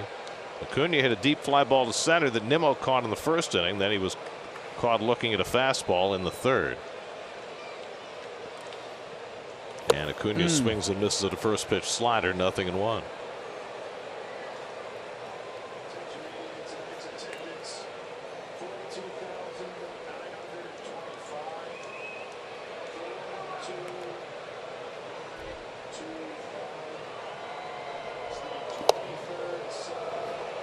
Acuna has to move his feet on the fastball. I've noticed one thing about Max against these right-hand hitters. He throws inside and he throws bad off the plate. Just enough to let him know that he's going to throw in there. But he likes the outside corner against right-handers. It's hit hard, just foul. Oh, nice backhand by the ball boy. Acuna can turn on anybody's fastball. It's a little too quick that time.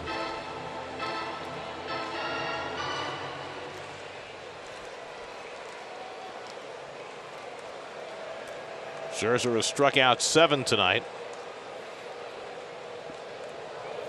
Half swing, and Acuna stopped it. 2-2.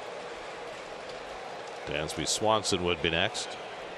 Scherzer threw 79 pitches in his 6 innings in Cincinnati. He's at 71 with 2 out in the 6th tonight, so should be good to go deeper into this game. 2-2 coming. And Acuna just got a piece of that slider. Well, what did Buck Showalter say before the game with the injured list and the depleted lineup? I need Max to be Max. Well, he's been maximum Max tonight. But he's only got a 2-0 lead to work with. 2-2 to Acuna. And he lays off. Full count. Leaderboard stat brought to you by your local Ford stores. Max is 5th all time in 10+ strikeout games. The 2 guys at the top are so far in front of everybody else, it's kind of comical. Ryan and Clemens double everybody else. But amongst the others, Max is right there. Acuna gets under one and flies it into shallow left center. Angling in Nimmo and Canha. They look at each other, and it's Nimmo to make the catch. Canha wasn't sure that Nimmo was able to see that ball, so he stayed in it to the last moment. But Nimmo makes the grab, and Scherzer continues to shine. Braves 2-0. Max Scherzer, 6 stellar innings, picking up right where Taijuan Walker left off yesterday. Taijuan yesterday going 7 scoreless against the Marlins. And you know, guys, we see the results on the field every 5th day, but it's always interesting to go talk to each guy about their routine, day in, day out, how they get ready for each start. So that's what we're going to do this week with Taijuan Walker. Take you through his weekly routine each day to get ready for his next start. And we'll start with immediately following him coming out of the game yesterday. So he comes out, and the first thing he does actually is check his cell phone because his wife is live texting him what she thinks throughout the game. So he says he always has about 20 to 30 texts from his wife that he has to get to first and take a look at and respond to. But then he immediately drinks 2 cherry juices. And these cherry juices are specifically because tart cherries have so many antioxidants that it helps you recover after a start. So he drinks those 2 cherry juices, then does some stabilization work for his arm, flushes out his arm a little bit with the massage therapist, and that's all he does at the field. But then when he goes home, he actually re-watches his start from that day 2 times through to try and pick up little things that he may have missed while he was out there on the mound. So an example is yesterday at one point he fell behind Jacob Stallings 3-0 early in the game before coming back to strike him out. He said he realized that in that situation his mechanics got a little quick on him as Lindor beats this one out. So the Mets have a leadoff infield hit, but that was what he was able to pick up yesterday, just making sure, a little reminder to not let his mechanics speed up on him when he's out there on the mound. Good hustle by Lindor. Riley, a terrific fielder with a great arm, and Lindor just flat out beat it at first base. So let me ask you the first most obvious question, Steve. When he watches the games again, sound up or sound down? I think for our sake, hopefully it's sound down. Or if he's got a good one, we're praising him, sound up. I will say this. It's not the complete game, obviously, so what they're able to do is cut for him just his specific pitches, so it's a lot quicker. He's just watching his thing. So, you know, he can't get the full flow of the broadcast either way. I think the cherry juice thing is a great idea because he's right. Antioxidants are outstanding for recovery. Here's Alonso. RBI double tonight. He's 1 for 3, and he takes a strike.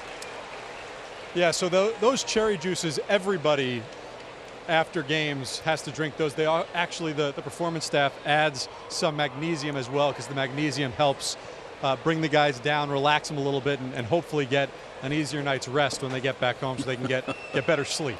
Oh, I find that just, it's amazing the advancement in nutrition. They didn't think about that stuff with us. Of course not. You guys were on the hot dog and beer routine. I was not a hot dog guy. Keith, one of these days I'm going to go in depth because it is fascinating, all the things that these guys are being helped with and pay attention to. Their meals full of B6 so that they can get the melatonin. I think it's we great. don't have enough time right now, but it is great, and the guys have really bought in, especially as it's gone further over the years. Are they allowed to have a beer? They are allowed to have a beer occasionally, but they have to watch because even 1 or 2 beers, no matter what, even if you get 8 hours rest, apparently your night's sleep is not great. So it's pick your spots is what I've been told. You know, Steve, baseball was very behind in all this sports science, and you know, other sports were able to harness the best that their athletes had to offer a lot earlier, but baseball has really caught up, and especially in a game that's played every day like this. There's a double play ball right at Swanson, and Cano with the easy turn for the 6-4-3 to double up Alonso, 2 out. I mean, it's just amazing the strides that the sport has taken, and in an everyday sport like this, you've got to maximize recovery and feed your body what it needs in order to have it perform at this level. And you know, they're paying the athletes a lot of money, and you don't want them on the IL. And I think that the players want to play and earn their keep. I think it's something that I would do for certain. I would go with the program. How do you like the lighting in this booth, Keith? I don't like my shadow, my head over on my card. Because the light's behind us and I get a shadow. I feel like we're Barnabas Collins.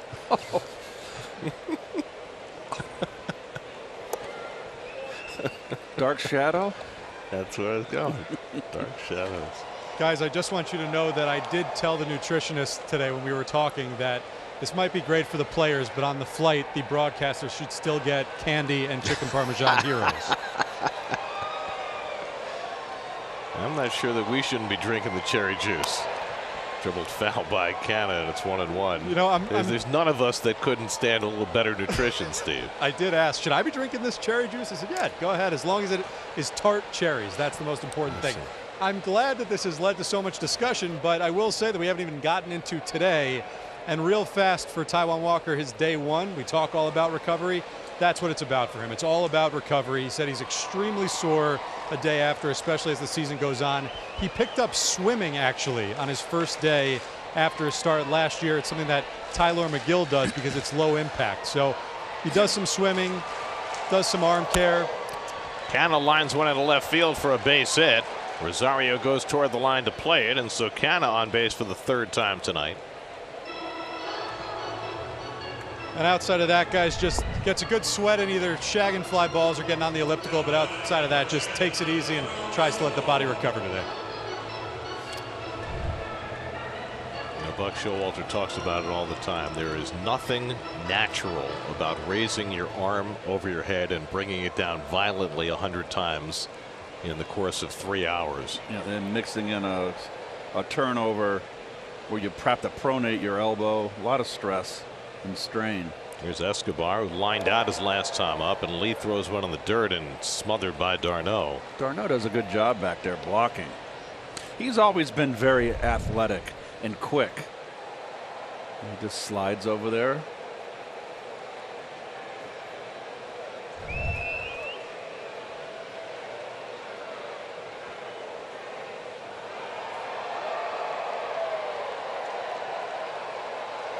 It's a reason why a guy gets traded twice for Cy Young Award winners.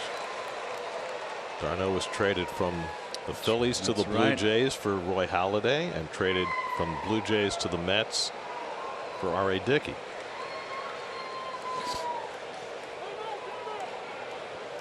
Escobar is 1 for 3 today. Had a bloop single to center in the 3rd.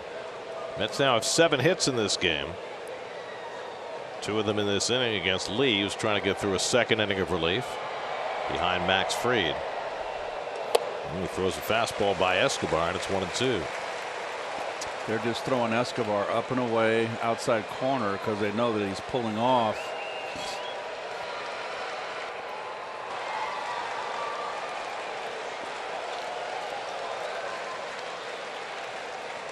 Canha at first with 2 down.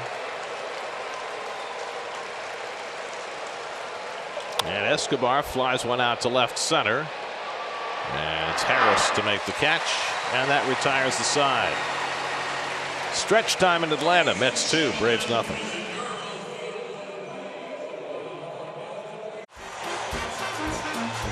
Let's take a look at live odds presented by PointsBet. Thought I'd give you a break, Gary. Thanks. I mean, it's not often that I have relief help from a guy who's had his number retired. I had a whole week off. Well, that was really a week off. You were busier this past week than you've been all year. Dansby Swanson leading off in the home 7th against Max Scherzer has been nothing short of brilliant tonight against the team that hits the most home runs and scores the 2nd most runs in the National League. A team that has been on fire for the last 6 weeks. He has held them to 1 base runner through the first 6 innings. Swanson hits one out to left field, hit well. Back goes Canha on the warning track, right at the wall to make the catch. Ballpark just big enough to hold it. And Swanson retired for a long first out. That's 385 out there in that gap. That's a good gap.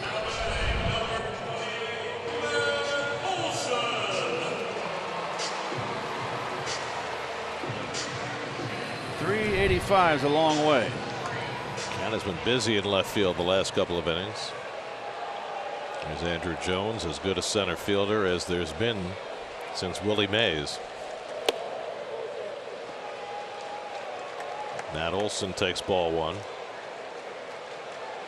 Andrew's got to get in the Hall of Fame. I mean, greatest center fielder of his generation, and it's not even close, and he hit over 400 home runs. Swing and a miss, and it's 1-1. What have he been, 10 Gold Gloves? I think so. Yeah. I mean, there was nobody even close when he was playing. I mean, their pitching staff was great, but they were greater because Andrew was playing behind them. Yeah, 10 Gold Gloves. Swing and a miss. Good fastball that time by Scherzer. He's had on Olson 1-2. He's attacking Olson upstairs. You can notice he's got that one zone swing. He likes that ball down. Max is above the belt.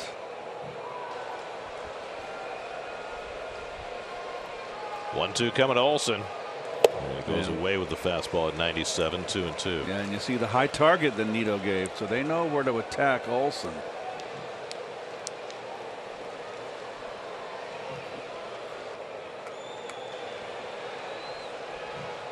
Olson struck out each of his first 2 at bats. And he gets a piece of this one. So Scherzer really attacking him with heat. Sidearmer Darren O'Day is up in the Braves bullpen.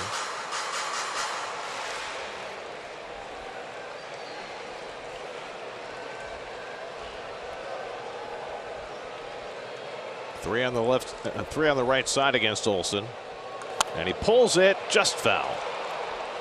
If it had been fair, Alonso would have been there.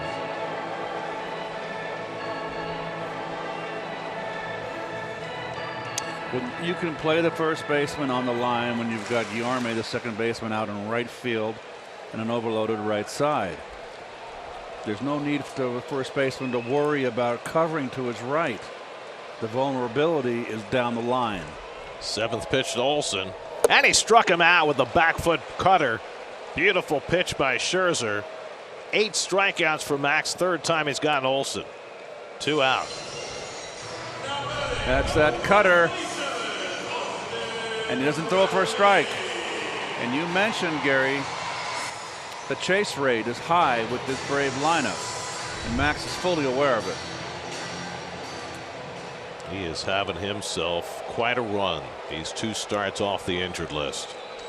Here's Riley, who's flied out and struck out 0 for 2. I mean, Max was pitching really well before he got hurt. And maybe it's because he's dialed it back a little bit. But he's pitching even better these 2 starts since he's come back. And tonight doing it against a formidable lineup. Riley rockets one to deep left field. This ball is out of here. And the Braves get on the scoreboard. Austin Riley with his 24th home run of the year. The first run Scherzer's allowed in 2 starts since coming off the injured list. And it's 2-1.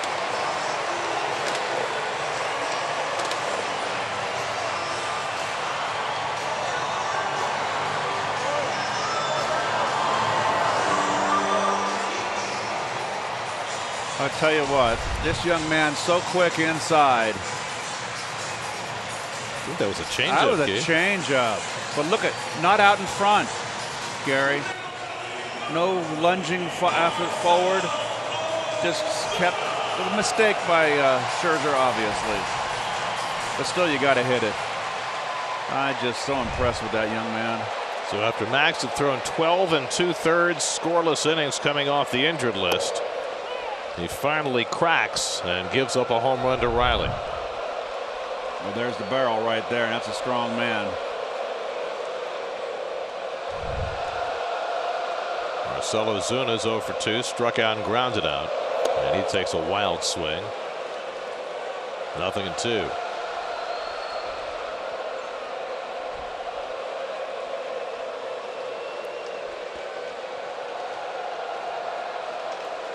For the Braves, their 134th home run this year. That's the most in the National League. Only the Yankees have hit more. 0-2 coming to Ozuna. And he hits one down the line. That's a fair ball bouncing into the corner. It takes a weird hop away from Canha, but Ozuna will stop at second. They say it bounced out of play, so it's a ground rule double. So back-to-back extra base hits against Scherzer. Riley with a home run. Ozuna follows with a double. And the Braves have the tying run in scoring position with 2 down. We'll see if that gets any activity here. Garrett hanger, another hanger. Bad pitch on the changeup, and now a hanging slider, which might show that Max is tiring a little bit. And there is just inside the line on a foot, and then that weird bounce. And they went up and out of play. Yep. So Eddie Rosario with a chance to get the tying run home from second. Adam Ottavino just started to throw in the Mets bullpen. I've never seen a guy throw without a hat. He does it every time. He'll throw his first few pitches with no hat, and then Greg Bjornson, the bullpen coach, will hand him his hat. Really? I think they're putting the pitch comm in the hat. That's why he starts with no hat. Rosario is twice as fly to center field. Braves have just 3 hits tonight, but they've come back-to-back, 2 of them here in the 7th. Yeah, that's pulled foul. Cutter running in on him, and it's 0-2. Well, the Braves were 10.5 out at the end of May. This is the closest they've been since April 16th.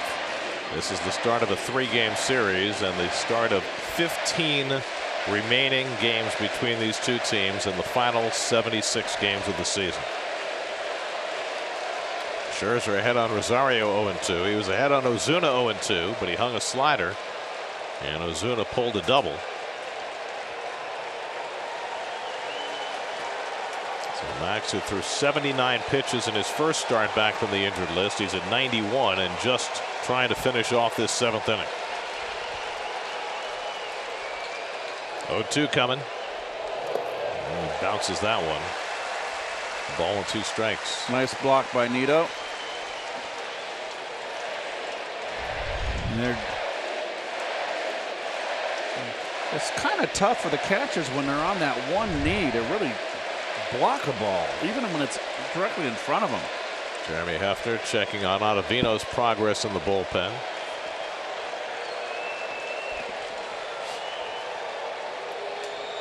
Scherzer trying to hold it together for one more out. 1-2 coming. struck him out. Scherzer with the cutter strikes out Rosario, pumps his fist. 9 strikeouts from Max. His evening may have come to an end. The Braves get on the board on Riley's home run, but a big pitch by Scherzer to get Rosario and get himself through the 7th. On to the 8th we go, 2-1 New York. In an area of town they call the Battery. Oh, it's in Atlanta fun facts time. Olympics in '96, lots of peach tree, the Varsity, lots of greasy food there. And it's a film hub. So there you go. There's Atlanta. Brought to you by M&M's Fun Facts.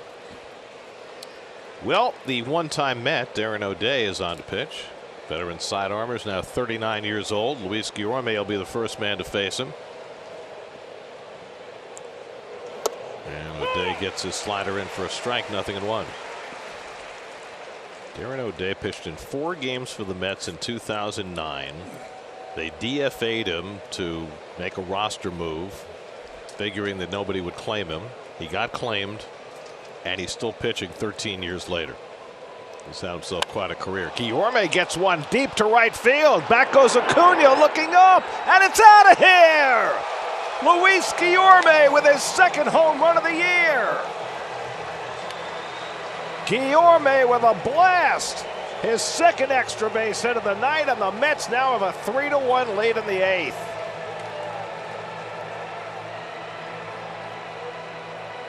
That may be as far as I've ever seen Luis Guillorme hit a baseball.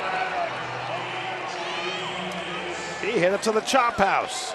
Driven in 2 of the 3 runs. It's supposed to be a sinker, and when it's up, it doesn't sink. And he just got all of it. So I guess that cut in the palm is not bothering him. It's just fine now. It's all healed. Well, just right up at the plate. And Max loves that. He gave up a run, and Guillorme just got it back for him.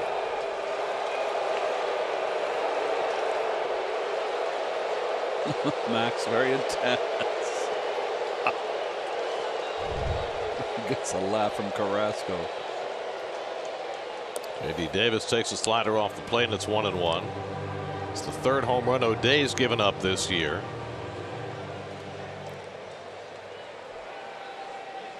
Guillorme contributing in so many ways.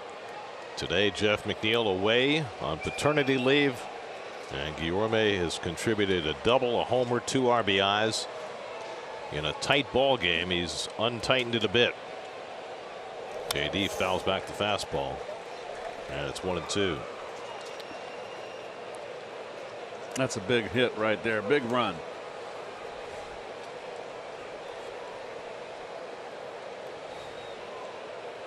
And this is what the Mets needed. They needed a strong pitching performance. How about this, Keith? For Luis Guillorme, that's his 4th career home run. 2 of them have come against Darren O'Day. Oh, wow. What are the odds of that? He likes them. I mean, he's only had 3 at-bats against him, and he has 2 home runs, and he's only hit 2 other home runs in his career.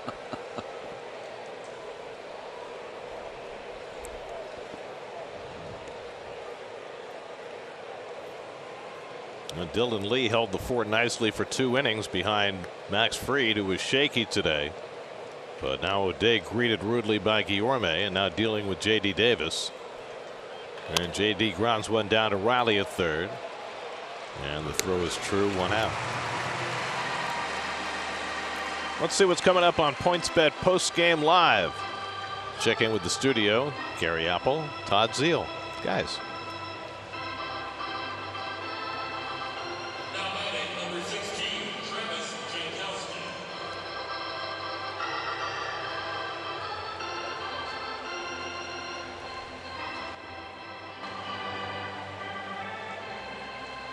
All right, gentlemen, here's Travis Jankowski, who has contributed to the cause by getting on base twice in his first big league action in better than 6 weeks.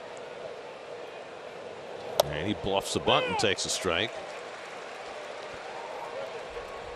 They were not shifting against Jankowski, but he's got the speed to beat out a drag bunt. Yeah, and you got to respect his bunting ability.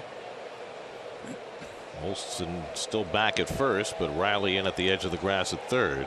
Jankowski's been hit by a pitch and walked tonight, otherwise 0 for 1. O'Day misses inside with a fastball, and it's 1-1. Max Fried went 5, allowed 2 runs, 5 hits, walked 5.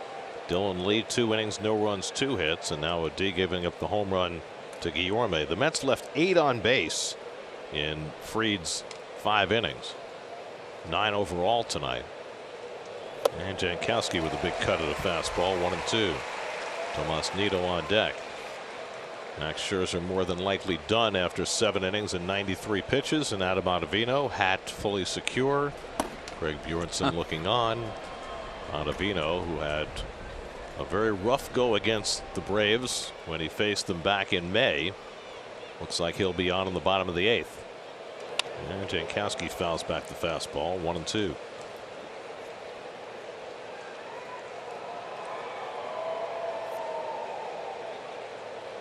Braves bullpen has been a huge piece of their success. Even without Kenley Jansen right now. We saw Jansen before the game today. He was throwing to hitters in something of a simulated game. Simulated enough. That's chopped toward third, and Riley was playing in and throws out Jankowski. Simulated enough for Jansen that they did a big introduction on the PA, and they played his walk-in music.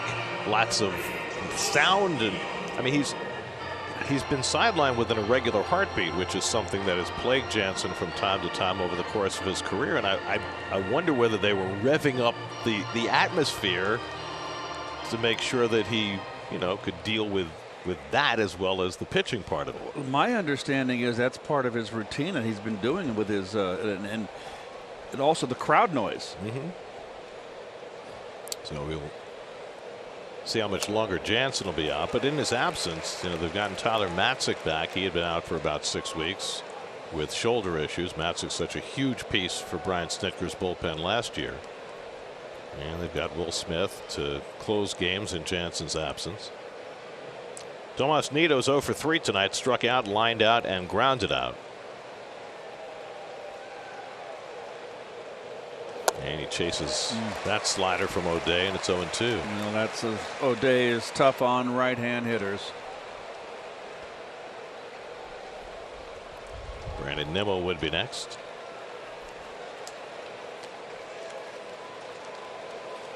This is just the 5th of 19 meetings between these two teams. They'll be very familiar over the last couple of months of the season. And Nido lays off.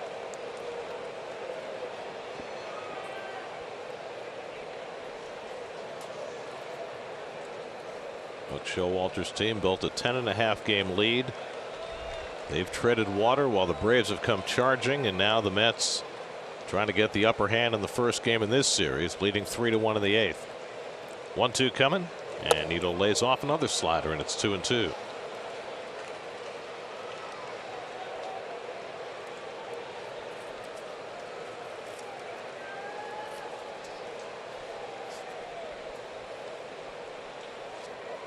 Max Scherzer struck out 9 tonight. Passed CC Sabathia for 17th on the all-time strikeout list. That's off the pitcher's leg, carrying out to Riley, who bare hands and throws in time to get Nido. Beautiful play by Riley. And O'Day appears to be okay as he walks off after taking that shot. A 1-5-3 putout ends the inning. Quite a play by Riley. Guillorme's home run extends the Mets lead to 3-1. Hey parents, your child could join us in the booth to call half an inning of a Mets game on SNY. Just go to sny.tv/KidCaster and submit your child's video entry to enter the 2022 SNY KidCaster contest. Here's Spectrum high-speed hitting tonight. Marcell Ozuna's double, the hardest hit ball of the night. Austin Riley's home run right before it. That's how Scherzer's night ended in the 7th, and now Adam Ottavino comes in to pitch the 8th with a 2-run lead. Well, Adam has been moved up in the food chain. Gave up the home run in his last outing on Saturday. But he's been solid all year, and he's a veteran. Buck has confidence with him late and close. Came in with a 1-run lead, gave up the home run to Aguilar on Saturday. Now facing Travis d'Arnaud, leading off in the home 8th with a 2-run lead. And that one sits high. Changeup, 1 ball, 1 strike. Well, Max Scherzer was fantastic again. 7 innings, 1 run, 3 hits, no walks, 9 strikeouts. So in 2 starts off the injured list. Max has thrown 13 innings, given up 1 run and 5 hits, no walks, and 20 strikeouts. I'll take it. Yeah. And more importantly, delivered tonight on a game he had to deliver. And against maybe the toughest lineup in the National League. And the competitor, #1 competitor in the East. d'Arnaud fouls off the slider. Max's ERA through 10 as a Met is down to 2.15. And he's a chance to go 6-1 if the Mets can hang on to this for 6 more outs. Question is tonight, is Edwin Diaz available? It was an open question before the game when we talked to Bug Showalter. 1-2 coming to d'Arnaud, and that fastball just missed. 2-2. Diaz threw Saturday and Sunday, but he didn't throw that many pitches in either game. He threw 11 on Saturday, and he threw 7 yesterday. So does that make him available a 3rd straight day or not? And if not, would it be Lugo, Smith, or somebody else in the 9th? 2-2 coming. Got him looking. Tried that outside corner with the fastball again. This time got the call, and d'Arnaud is caught looking for the first out in the 8th. Scherzer was nothing short of brilliant tonight. Well, there's a backup slider that got Swanson. There's an upstairs fastball that got Olson. I believe that was a changeup that got Ozuna. There's a slider. Fastball, knees in black, great pitch. Cutter got Olson. And then another cutter gets Olson, and then another cutter taking something off gets Rosario. He's just brilliant. 9 strikeouts tonight, 79 strikeouts in 62 2/3 innings this year at age 37. He is just a phenomenon. Michael Harris up for the 3rd time, hit the ball hard his last time up, lined out to Canna in left field.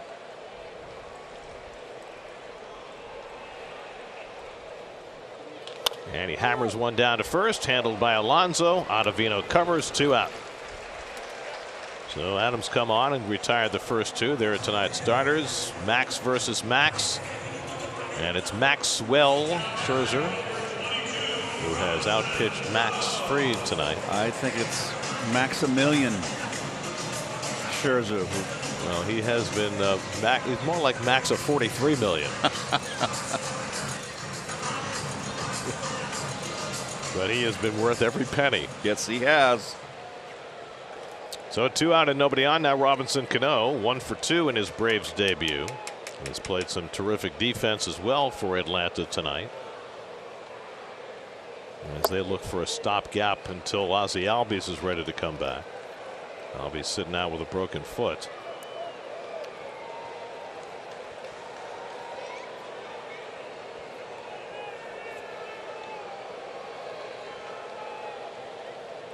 Cano had the only hit for the first 6 2/3 innings against Scherzer tonight. And that slider in for a strike. A.J. Minter and Jackson Stevens both up for Atlanta. The Braves once again, like last year, 4 left-handers in their bullpen. Minter's been doing some closing lately with Jansen on the sidelines. 1-2 coming. 1-1 coming. Misses outside. It's 2-1. The Phillies and Cardinals are wrapping up their 4-game series, a wraparound series with a Monday night game. That's pretty unusual. And the Cardinals lead that game 6-1 in the 9th. Did most of that damage against Aaron Nola. Miles Michaelis started for St. Louis. So the Cardinals are on the verge of splitting that series with the Phils. And that's outside to Cano, and it's 3-1. And if the Mets can hang on and win this game, they'll push the Phillies back to 8 behind. They've kind of made a little run here. Been playing well under their new manager. And they've held their own since Bryce Harper went down. They've pitched well. Yeah, they have. Much better. I can't believe Zach Wheeler's not on the All-Star team, by the way. No. 3-1 to Cano. And he hits one sharply up the middle. Base hit. Unbelievable. Robinson Cano has half the hits for the Braves tonight in his Atlanta debut. Well, Buck predicted it. He said he's going to have 3 hits tonight. And now you've got 2. Now you got gets Acuna up to the plate.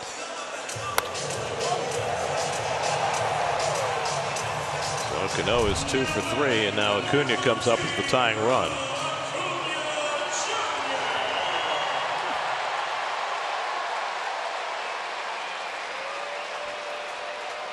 Acuna tonight is 0 for 3, twice his fly to center. In between, he was called out on strikes.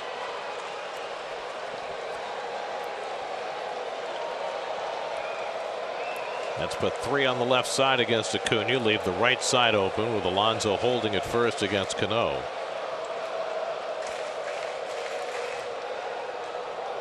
And Acuna ignores the slider. Ball 1.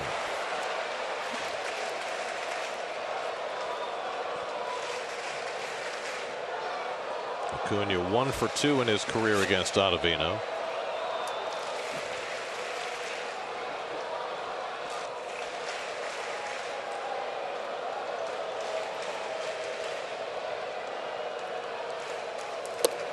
And that misses outside. Now it's 2-0. That shows a good eye right there. And Ottavino against the right-handers is very tough with that slider. He's always trying to expand that strike zone and that slider. And Acuna did not fish. Dansby Swanson would be next.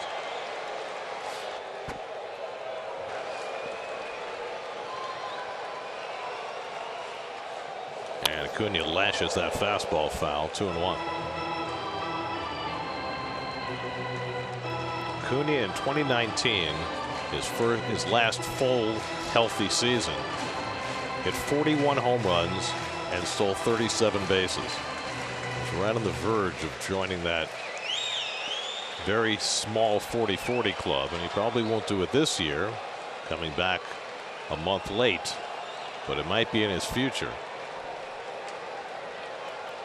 2-1 coming, and the slider on the corner. Perfect pitch by Ottavino. 2-2. That was nasty. Perfect spot and a wise take. Acuna was in no position to swing the bat there. And a good frame job by Nido as well.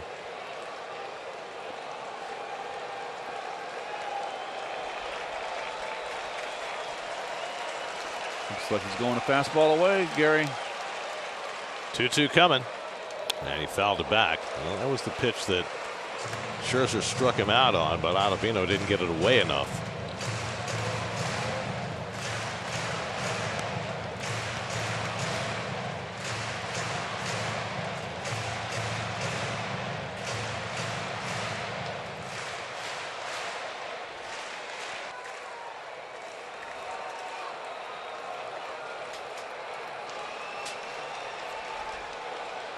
Again, the 2-2 to Acuna.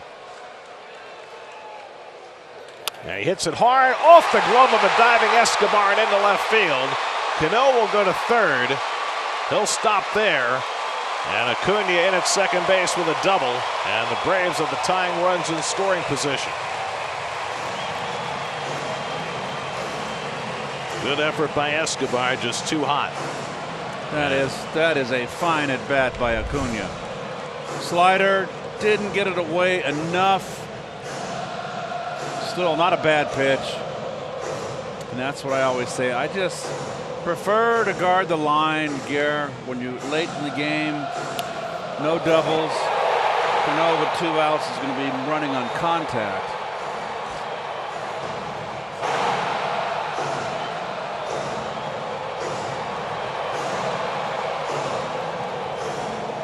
Double of the year for Acuna. So now the Braves are a base hit away from tying this game. 2 out. And And Dansby Swanson coming up. Swanson barely missed a home run his last time up. He hit one of the fence in left field that Canha caught. And this is how these games are going to be between these two teams. Big moments. And one right here for Adam Ottavino, trying to get a red-hot Dansby Swanson, who's 0 for 3 in this game, but 3 for 8 in his career against Ottavino. Let's put the shift on against Swanson. 3 on the left side. Cano at third, Acuna at second with 2 down. And Swanson bounces one slowly. Lindor will field it. The quick throw in time to get Swanson. Side retired. First pitch swinging. Swanson grounds out. Ottavino strands 2 in scoring position to keep the Mets in front. To the 9th we go. 3-1 New York.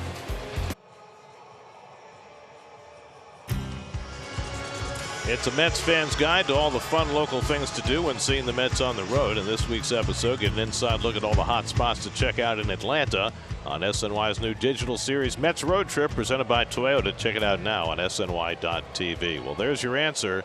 Edwin Diaz is up in the Mets bullpen, ready to work a 3rd straight day.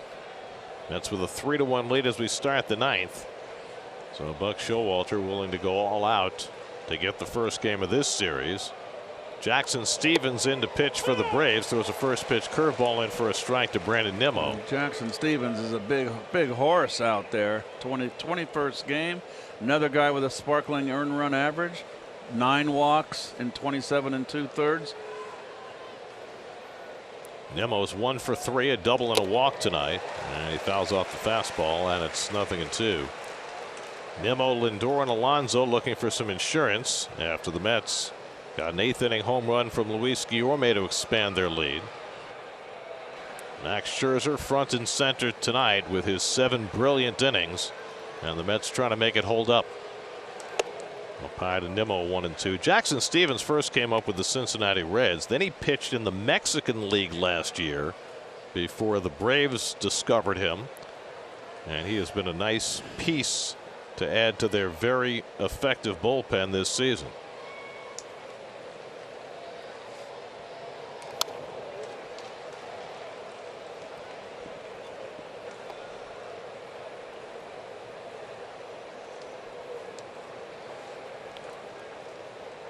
Doesn't take long for Edwin to get warm. No, he does not throw his meaningful pitches in the bullpen until after at least the first out and often the second out.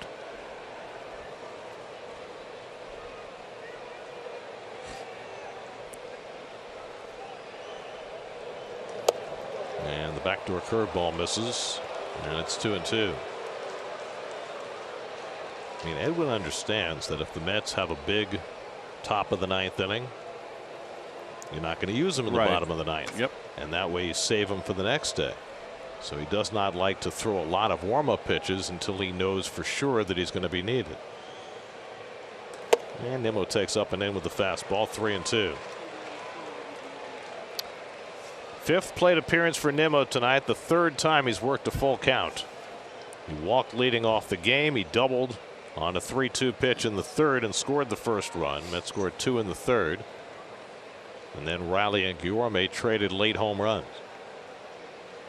And Nimmo fights off the fastball, stays in. Braves got 2 good innings of relief from Dylan Lee, and then 1 inning from Darren O'Day that featured the Guillorme home run.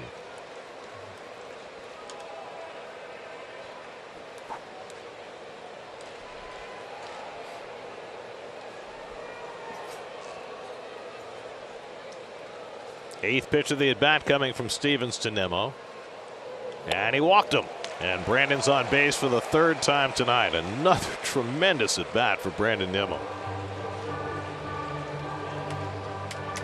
For the best coverage in the game, let's check out the T-Mobile coverage cam and some superior coverage of Luis Guillorme's long home run.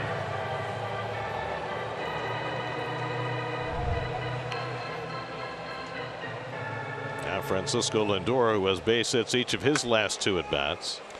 Nice for the Mets to tack on a few here. He had a base hit batting right-handed in the 4th inning that he hit to right field. Then he had a base hit left-handed in the 7th inning.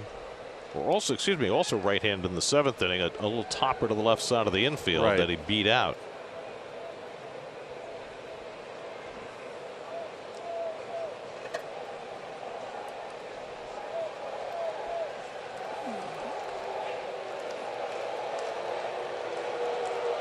And Lindor takes a fastball from Stevens for a strike.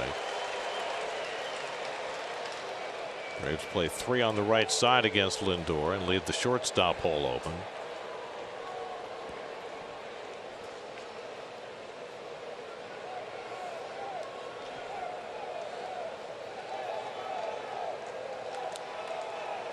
Buck Showalter had to alter his batting order tonight with Marte still active but not available. Jeff McNeil away. So Lindor moved up to the 2-hole. Alonso third, Canha cleanup. And it's worked out from so far. Alonso with 1 RBI and Guillorme with 2. There goes Nimmo. It's looped into center field. That's going to fall for a hit, and Nimmo will go first to third. Lindor a wide turn. There's nobody covering first base, and they finally get the ball back in, and he's forced to retreat. So I don't know if it was designed as a hit and run play, but Nimmo was on the move, and Lindor makes contact for his 3rd hit of the night, and the Mets are in business in the top of the 9th. Little cutter that, a changeup or sinker. Boy, it sure didn't look like a hit and run swing. Let's see if Nimmo looks back. Yes, he did. It might have been a hit and run, Gare. Good call by Buck if it was. So 3rd hit of the night for Lindor puts runners at the corners with nobody out, with Alonso coming up with a chance to blow the doors off this game. And sit down Mr. Diaz. Yep, that would be huge if they can get a big enough lead where Buck felt comfortable saving Diaz for tomorrow.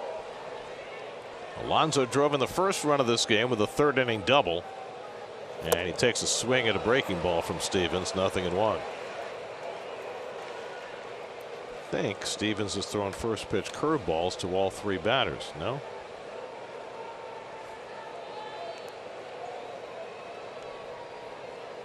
Diaz just waiting around, seeing what transpires.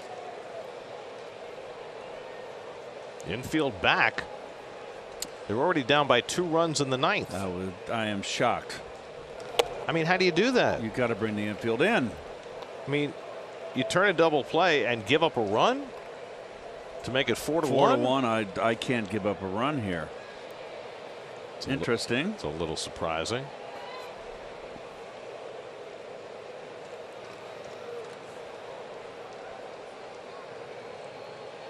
Canha on deck.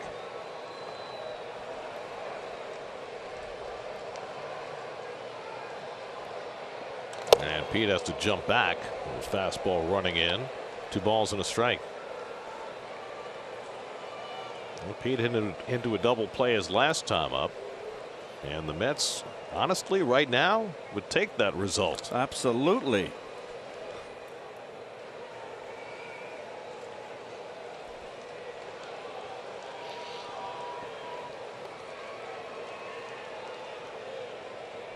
Two-one from Stevens, and Alonso with an ugly cut at a fastball in. That was just a fastball that ran in that he couldn't hold up his swing. That's why it looked ugly. He was trying to hold it back, just had too much force going forward. Well, Pete's got to put this ball in play somewhere and get that run home. They're giving it to him. And he just got a piece of that fastball to stay in the at bat. 71 RBIs now for Alonso with his one tonight.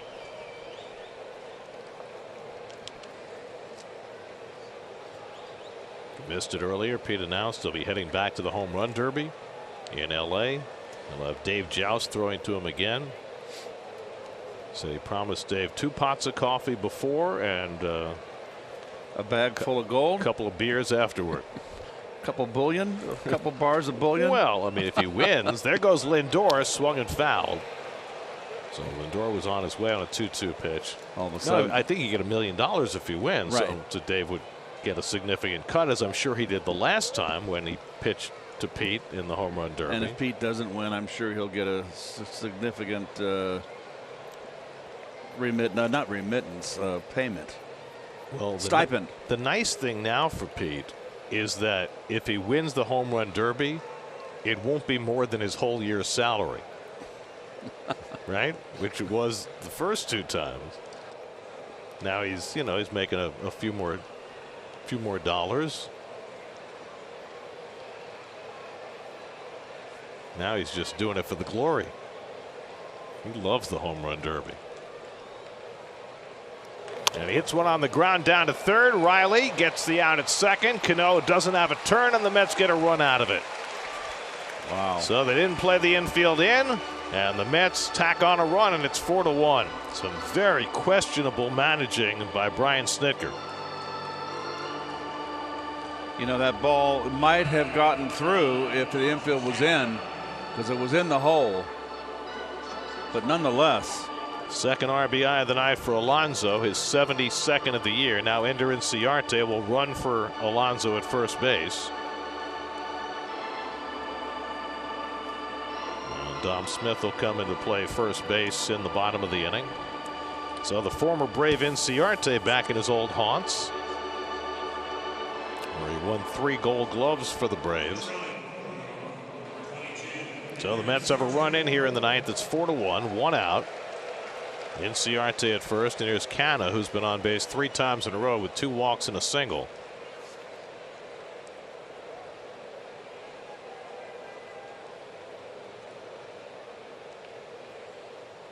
And Canha takes a curveball down, so another first pitch curveball by Stevens. It seems to be his game plan.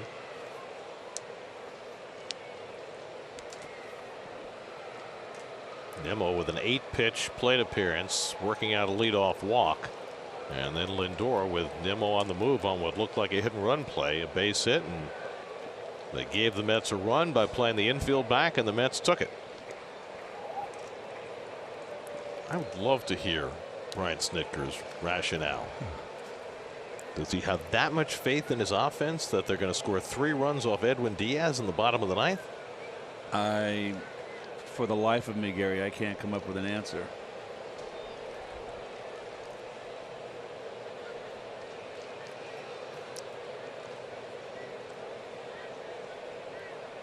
I've got one 12-dimensional chess possible answer. Here's the 12-dimensional chess.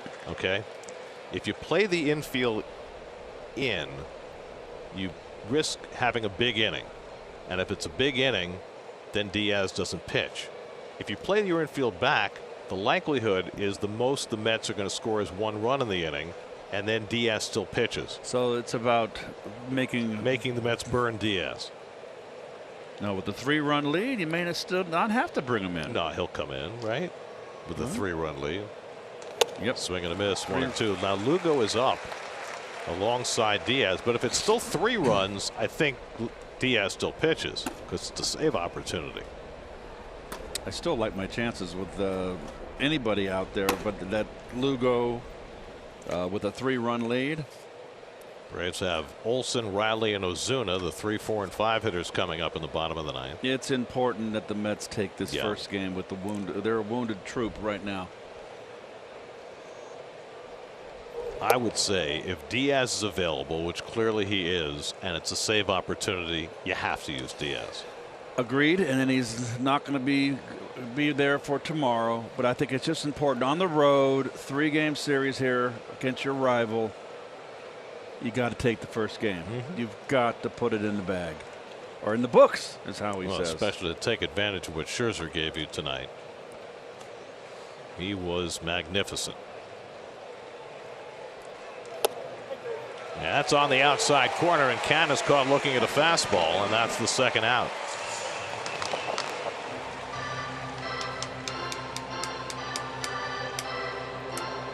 So Stevens gets the call for his first strikeout. And now Eduardo Escobar, who's gone 1 for 4 tonight. Go bat left-handed for the first time in this game with Inciarte at first and 2 down. Mets 4 runs, 9 hits. The Braves 1 run and 5 hits. And Escobar bounces one foul. Another first pitch curveball, and I think Eduardo was looking for it after watching everybody before him get a first pitch curveball.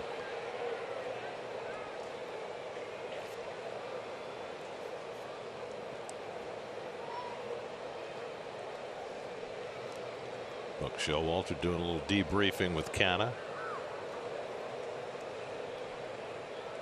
Full shift on against Escobar with the triangle. Cano playing well out into the outfield. There goes Inciarte, and it's pulled foul just outside the bag. Inciarte was on the move. And Escobar yanked it foul, and it's 0-2. The Mets playing very aggressive on the bases, something they don't steal a lot of bases. I wonder whether they have some kind of report on Stevens that you can run on him. Well, they hit and run with Lindor. Lindor tried to steal a base, and now Inciarte. I mean, this is something we haven't seen. It's unusual. Put the pedal to the metal. And a foul tip, strike 3, held by d'Arnaud. So a couple of strikeouts for Stevens, but the Mets scratch out an insurance run and lead 4-1 going to the bottom of the ninth. Changes for the Mets as we go to the bottom of the ninth. Dom Smith comes in to play first base. Ender Inciarte, who pinch ran, stays in left field. And Edwin Diaz working for the 3rd straight day, looking for the save. Well, he's looking for, as you can see on the season, it looks like his 19th save. He has been phenomenal. Look at the earned run average. He has been lights out. Look at the strikeouts to innings pitched. That's otherworldly. He has struck out more than half the batters he's faced. It's absurd. It is. They'll get 3, 4, and 5 in the Atlanta batting order. Olson, Riley, and Ozuna. Olson's already struck out 3 times today, all against Max Scherzer, who fanned 9 in his 7 innings. And a first pitch fastball misses high from Diaz, ball 1. Edwin Diaz will be going to the All-Star game. One of 4 Mets named to the team, along with McNeil, Alonso, and Marte. 98-mile-an-hour fastball foul back, and it's 1-1. And well deserved for Edwin. And yes, you know, he talked about it yesterday. He said, you know, my first year with the Mets was not good, and I really feel as though I have grown into this. There's a good back foot slider, and it's 1-2 to Olson. He's just been wiping people out with his slider this year. This is what he did in Seattle, and it was a tough first year. I mean, it was probably the worst season I ever saw a closer have. Swing and a miss. He strikes out Olson with a slider, and there's the first down in the ninth, and the golden sombrero for Matt Olson. 1 down.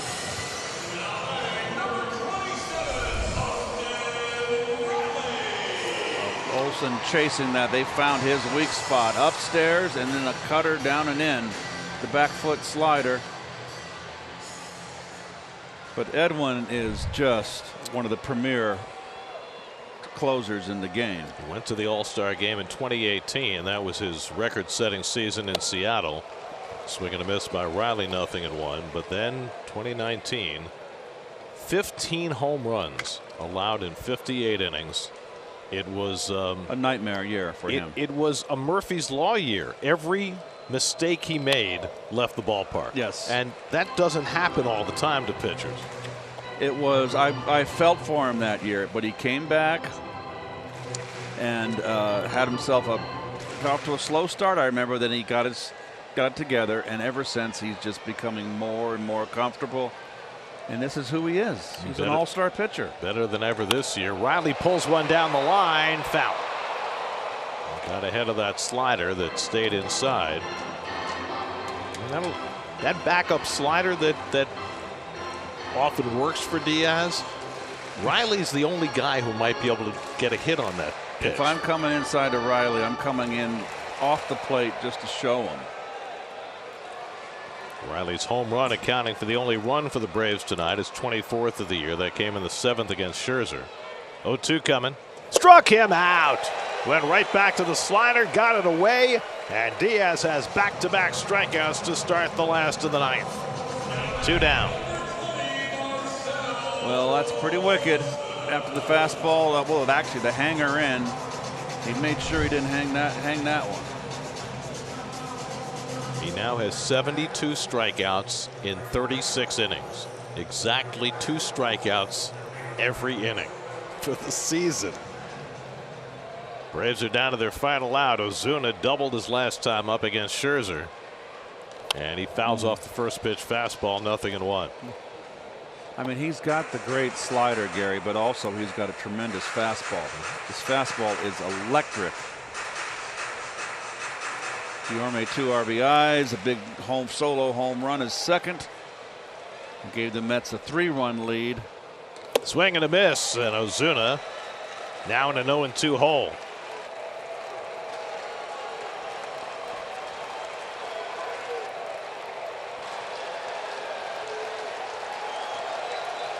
Braves down to their final strike. 0-2 from Diaz. He struck him out, and the ball game is over. Edwin Diaz strikes out the side again. He picks up the save for Max Scherzer. Guillorme with the home run. Scherzer with a great 7 innings of work. Diaz closes it out, and the Mets take the opener of the series in Atlanta to expand their lead back to 2.5 games in the National League East as they beat the Braves 4-1. Well, they came into this game without McNeil, without Marte, without McCann. Had to put against an all-star left-hander. Had to have left-handers in the lineup. They bang out 9 hits. They beat Max Fried, and Maximilian Scherzer delivers the bacon. Great game by Guillorme.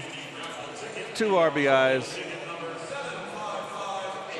Edwin Diaz threw 11 pitches, his 3rd straight day getting through an inning on 11 pitches or less, and he made it look easy. Scherzer, magnificent for a 2nd straight start off the injured list. 20 strikeouts and no walks, just 1 run allowed in those 2 starts.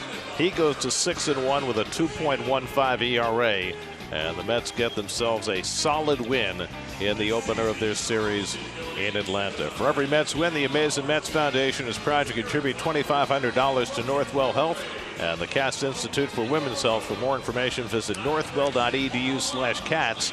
With tonight's win, the total contribution so far this season is $135,000. Edwin Diaz putting on the finishing touches with another routine 1-2-3 strikeout inning for the all-star closer. Mets win it 4-1 in Atlanta. We'll come back with more in just a moment.